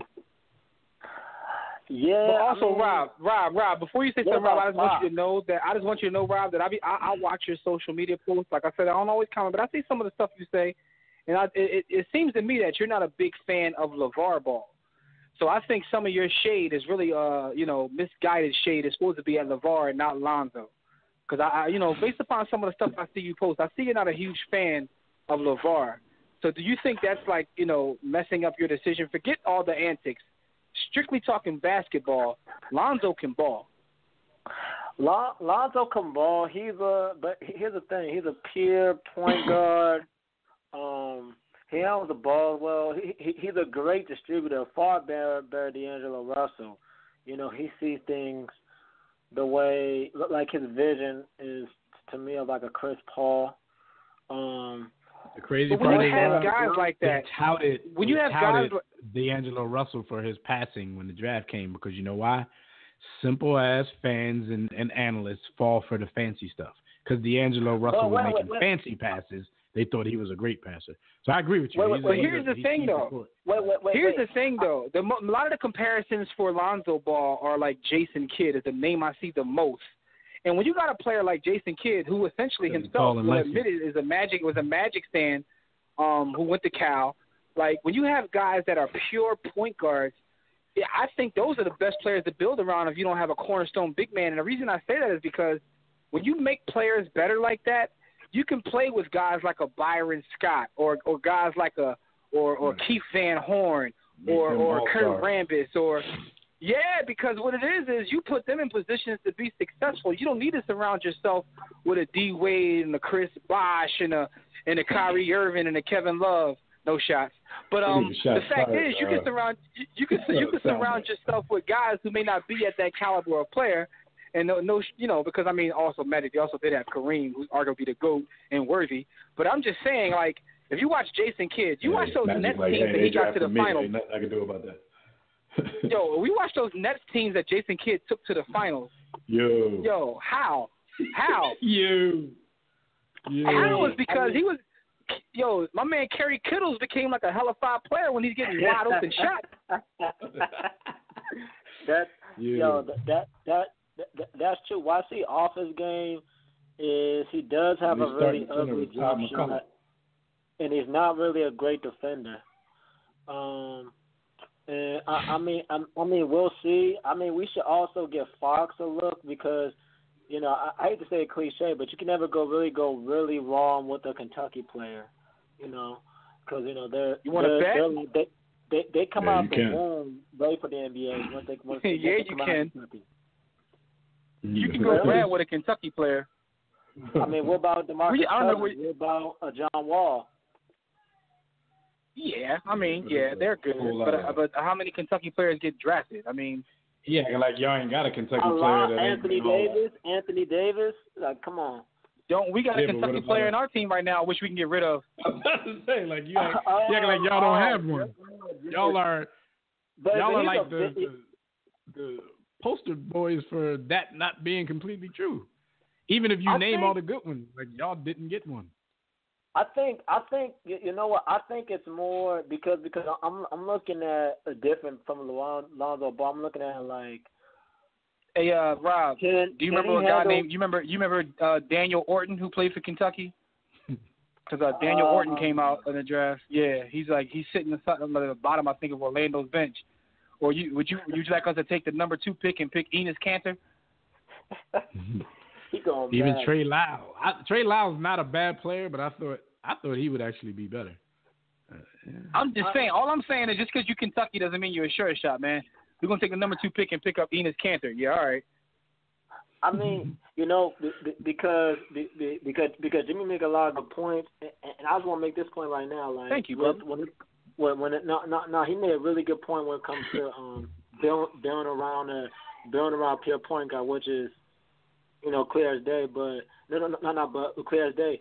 I want to also say is always look at the work ethic. When you come into LA, or you here to win a championship, or are you here to get yams? And the problem was, but see, that's the thing, Rob. He's already an LA kid, so I don't think he'll be starstruck like a kid coming from like the middle of nowhere a kid coming from like Ohio or like Minnesota. Like he's already a LA kid. You know what I'm saying? So I don't think the spotlight will be like any different for him, or even the nightlife and all that. He's already here.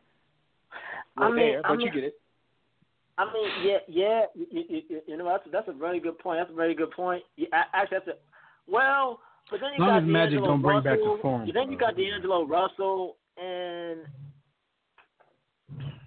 do you remember last year at the end of the season they started experimenting with him at the 2? Mm-hmm. Yeah. They knew who they was trying to pick up. They trying to see if they could do it before they traded him. Like if he can run the 2, then and he had a couple good games too, though. Let's not get it twisted. He had a couple good games, but he looked like he could be a 2.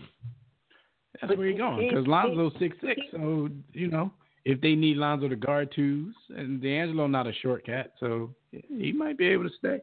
But he also might be able to go because Magic gonna want a star, and he's gonna trade a bunch of them dudes.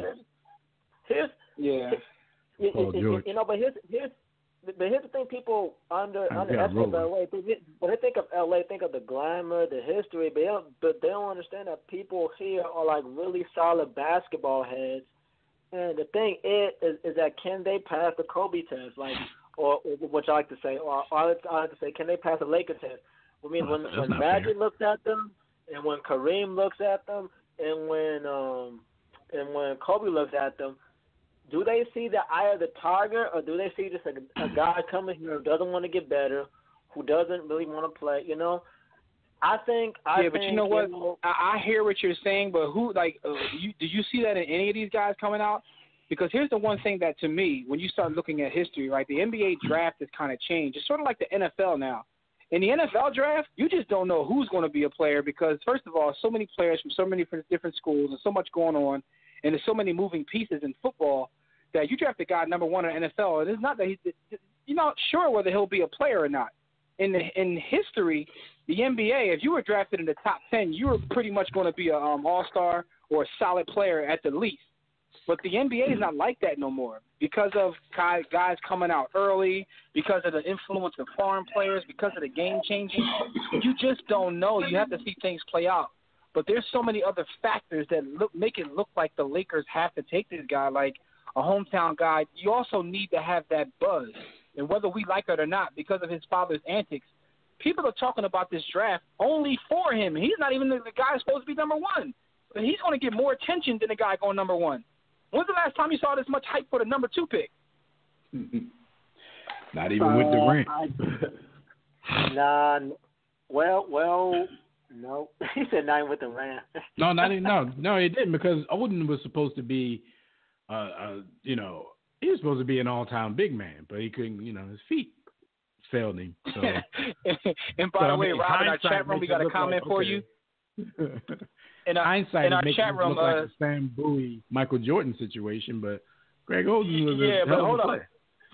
Hey, Dev, it's funny you said that. In our chat room, we got a comment for Rob. Skyview Kevin in the chat room says, Rob, Sam Bowie also went to Kentucky. Wow. Yeah.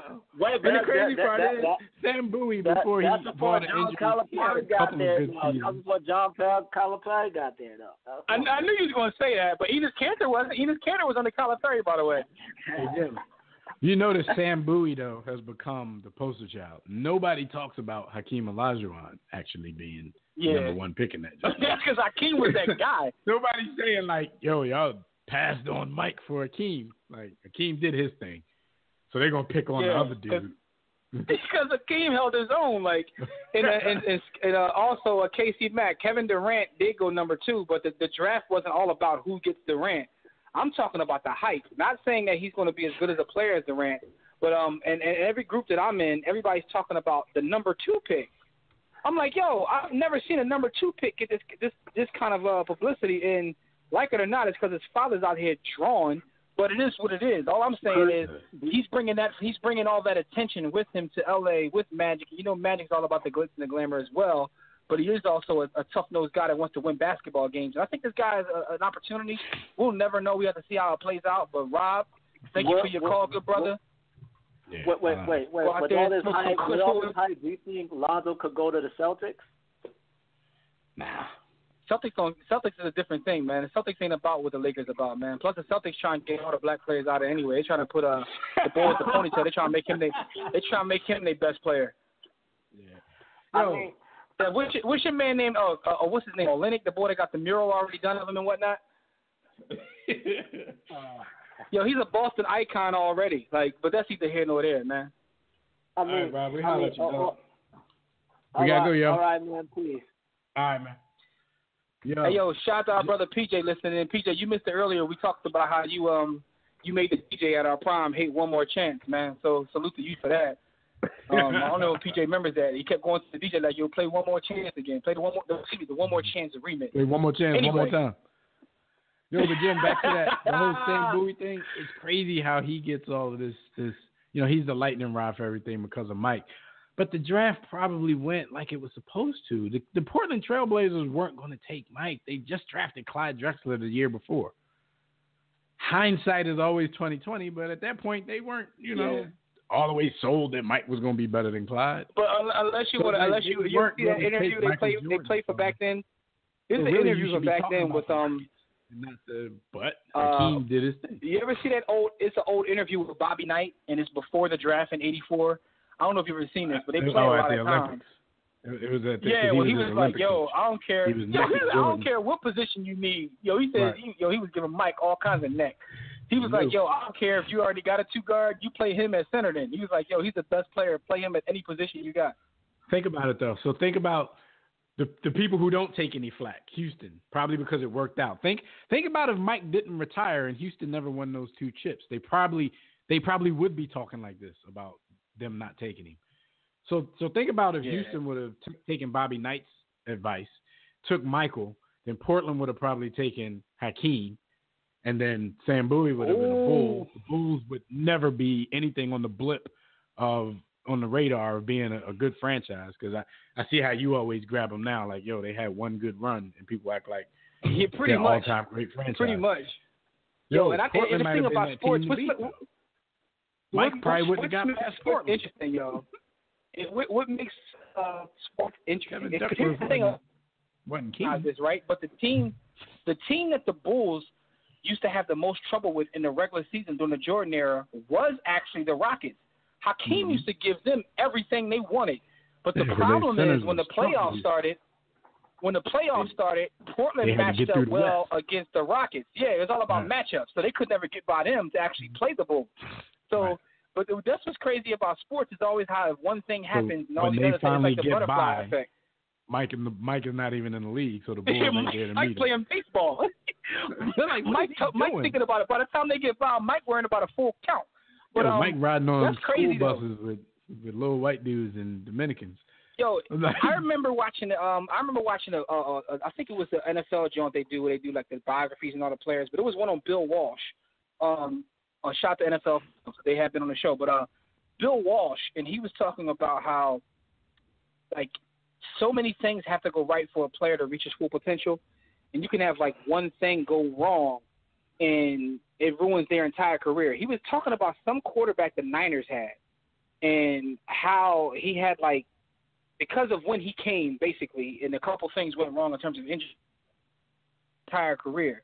And they also brought up in that same thing about David Carr and how people still believe to this day that David Carr would have been an all-time great if it wasn't for the fact that he was playing without an offensive line. And by the time he got rattled around, it didn't matter what happened after that point. He was already rattled.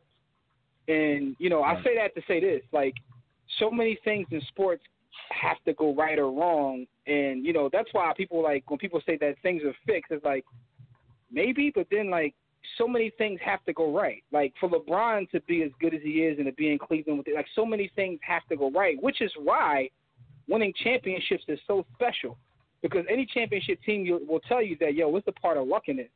Just think about like the Patriots and their 6 championships. Like most of those chip games they could have lost.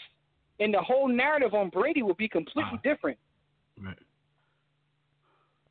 You know what I'm saying? But then again, on the flip side, right, those 2 chips against the Giants, they could have won.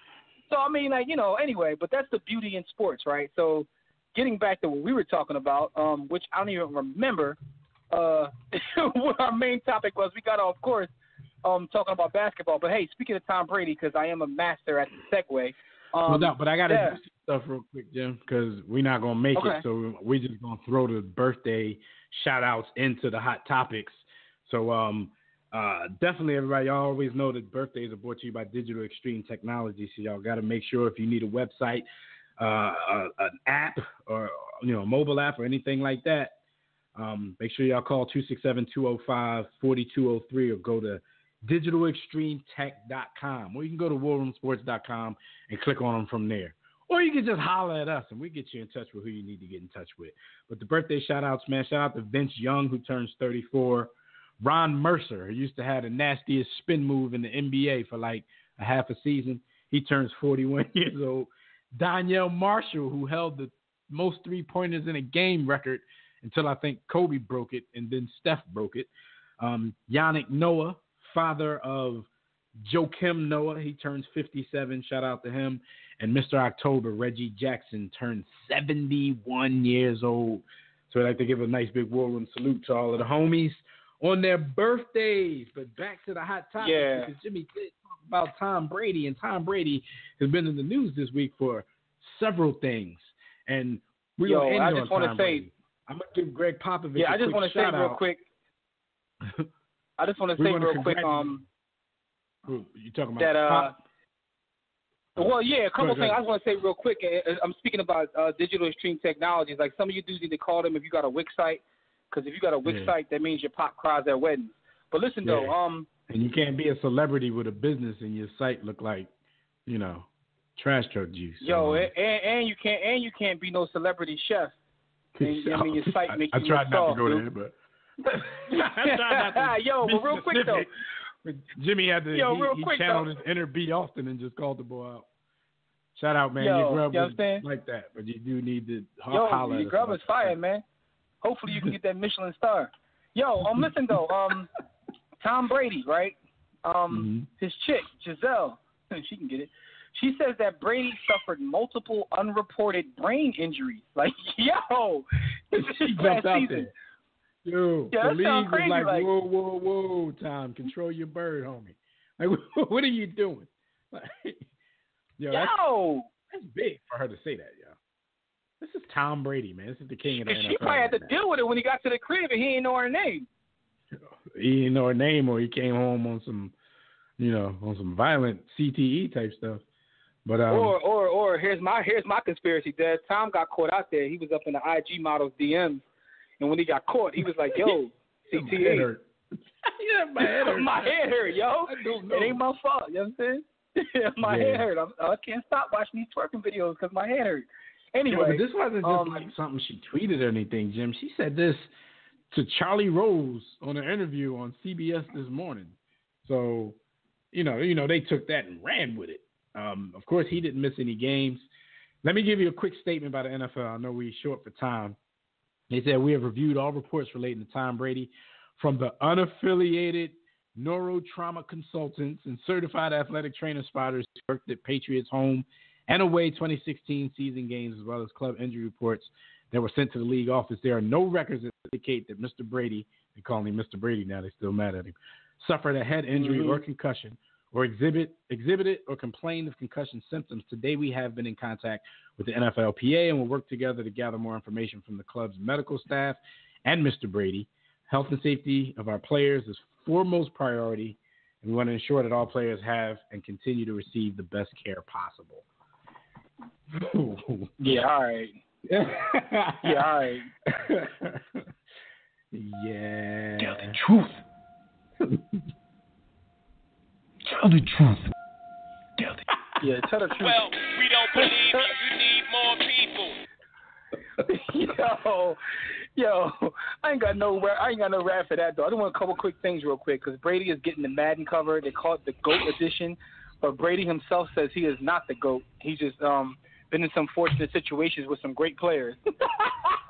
I think he's underplaying himself with that statement. Yeah, but, and I think he's doing it on purpose because he wants people to say, "Oh, yes, you are."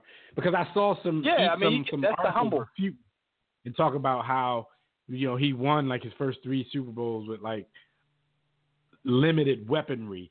At the same time, though, a lot of people do put a lot of stock in the wide receivers, and they're not thinking about, okay, he has played his entire career with a hell of an offensive line.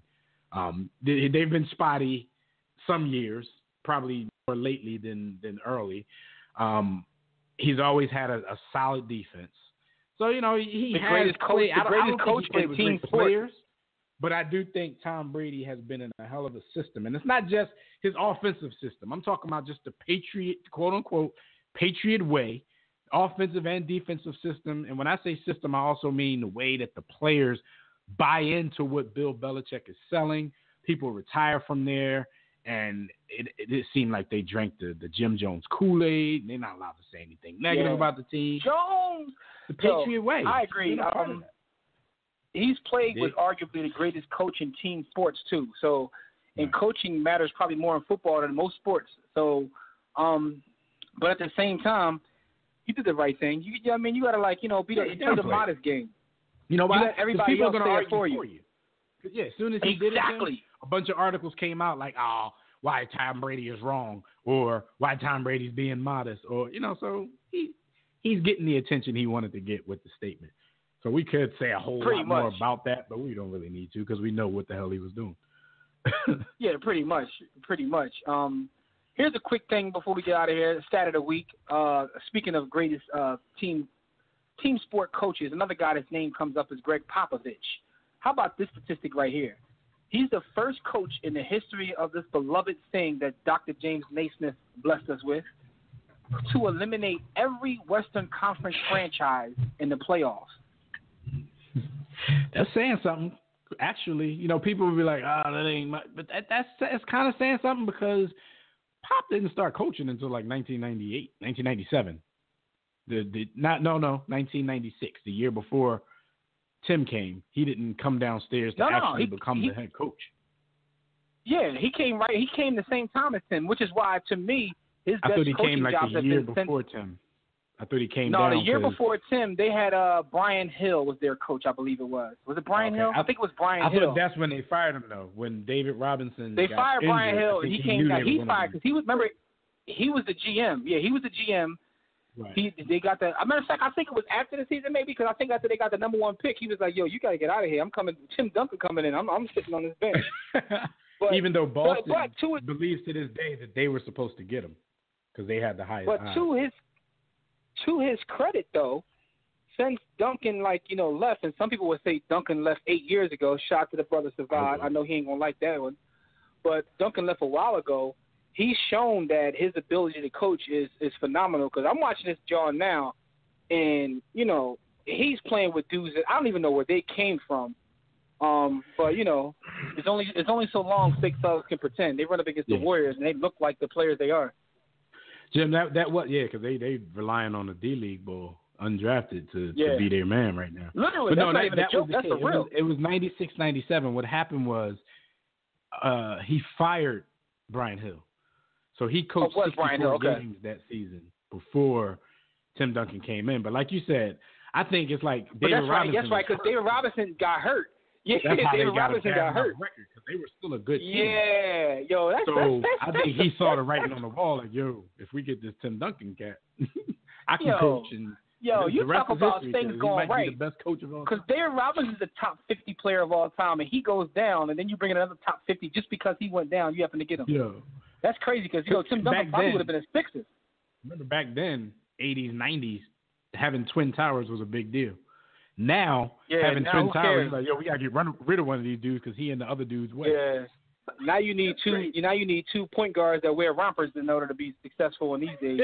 Anyway, man, it's time for us to get out of here. Thank you, good folks, for joining us for another episode of the War Room. Shout out to everybody in the chat room, Facebook, Twitter, everybody who called in and got through. We apologize. Well, we appreciate you. Those we couldn't get to, we do in fact apologize. Tune in next week live right here on demand on the WRS Podcast Network for more great sports talk. We'll continue to talk about the NBA Conference Finals, which will probably be over by next Thursday. So until then, enjoy your weekend in sports, enjoy your week, and we'll see you right back here.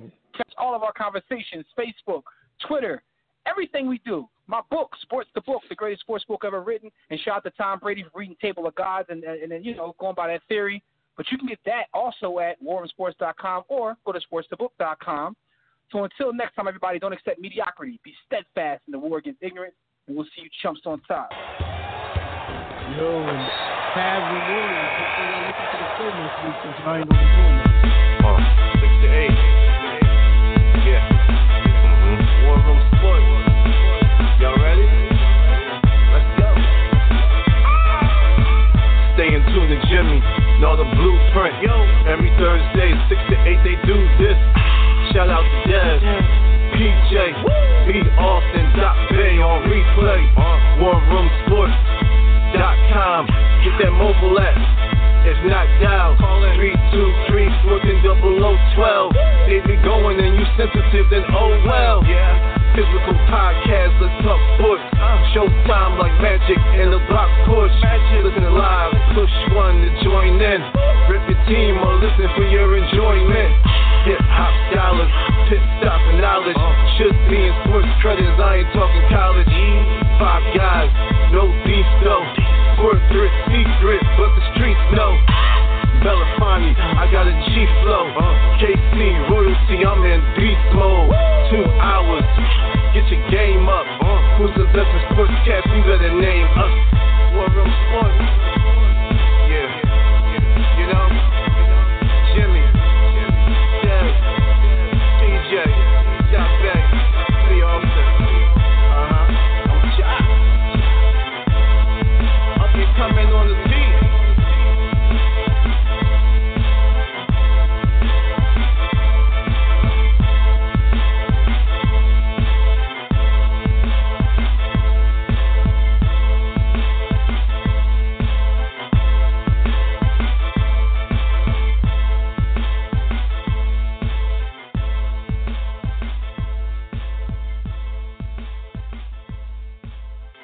War Room Sports, www.warroomsports.com.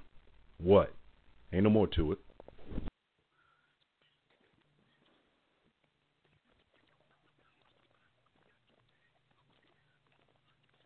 Staples knows that when your spreadsheets no longer spread, it's time. When your presentations are not presentable, it's time. And when tensions in the office are high, no, tensions are very, very high. It's definitely time. And it's times like these when pros turn to Staples. Staples has a full range of tech services to help your business with everything from data recovery to virus protection. And right now, get $50 off PC diagnostic and repair service, so your business won't miss a beat. Staples, it's pro time. Ends 5/27. Service does not include parts.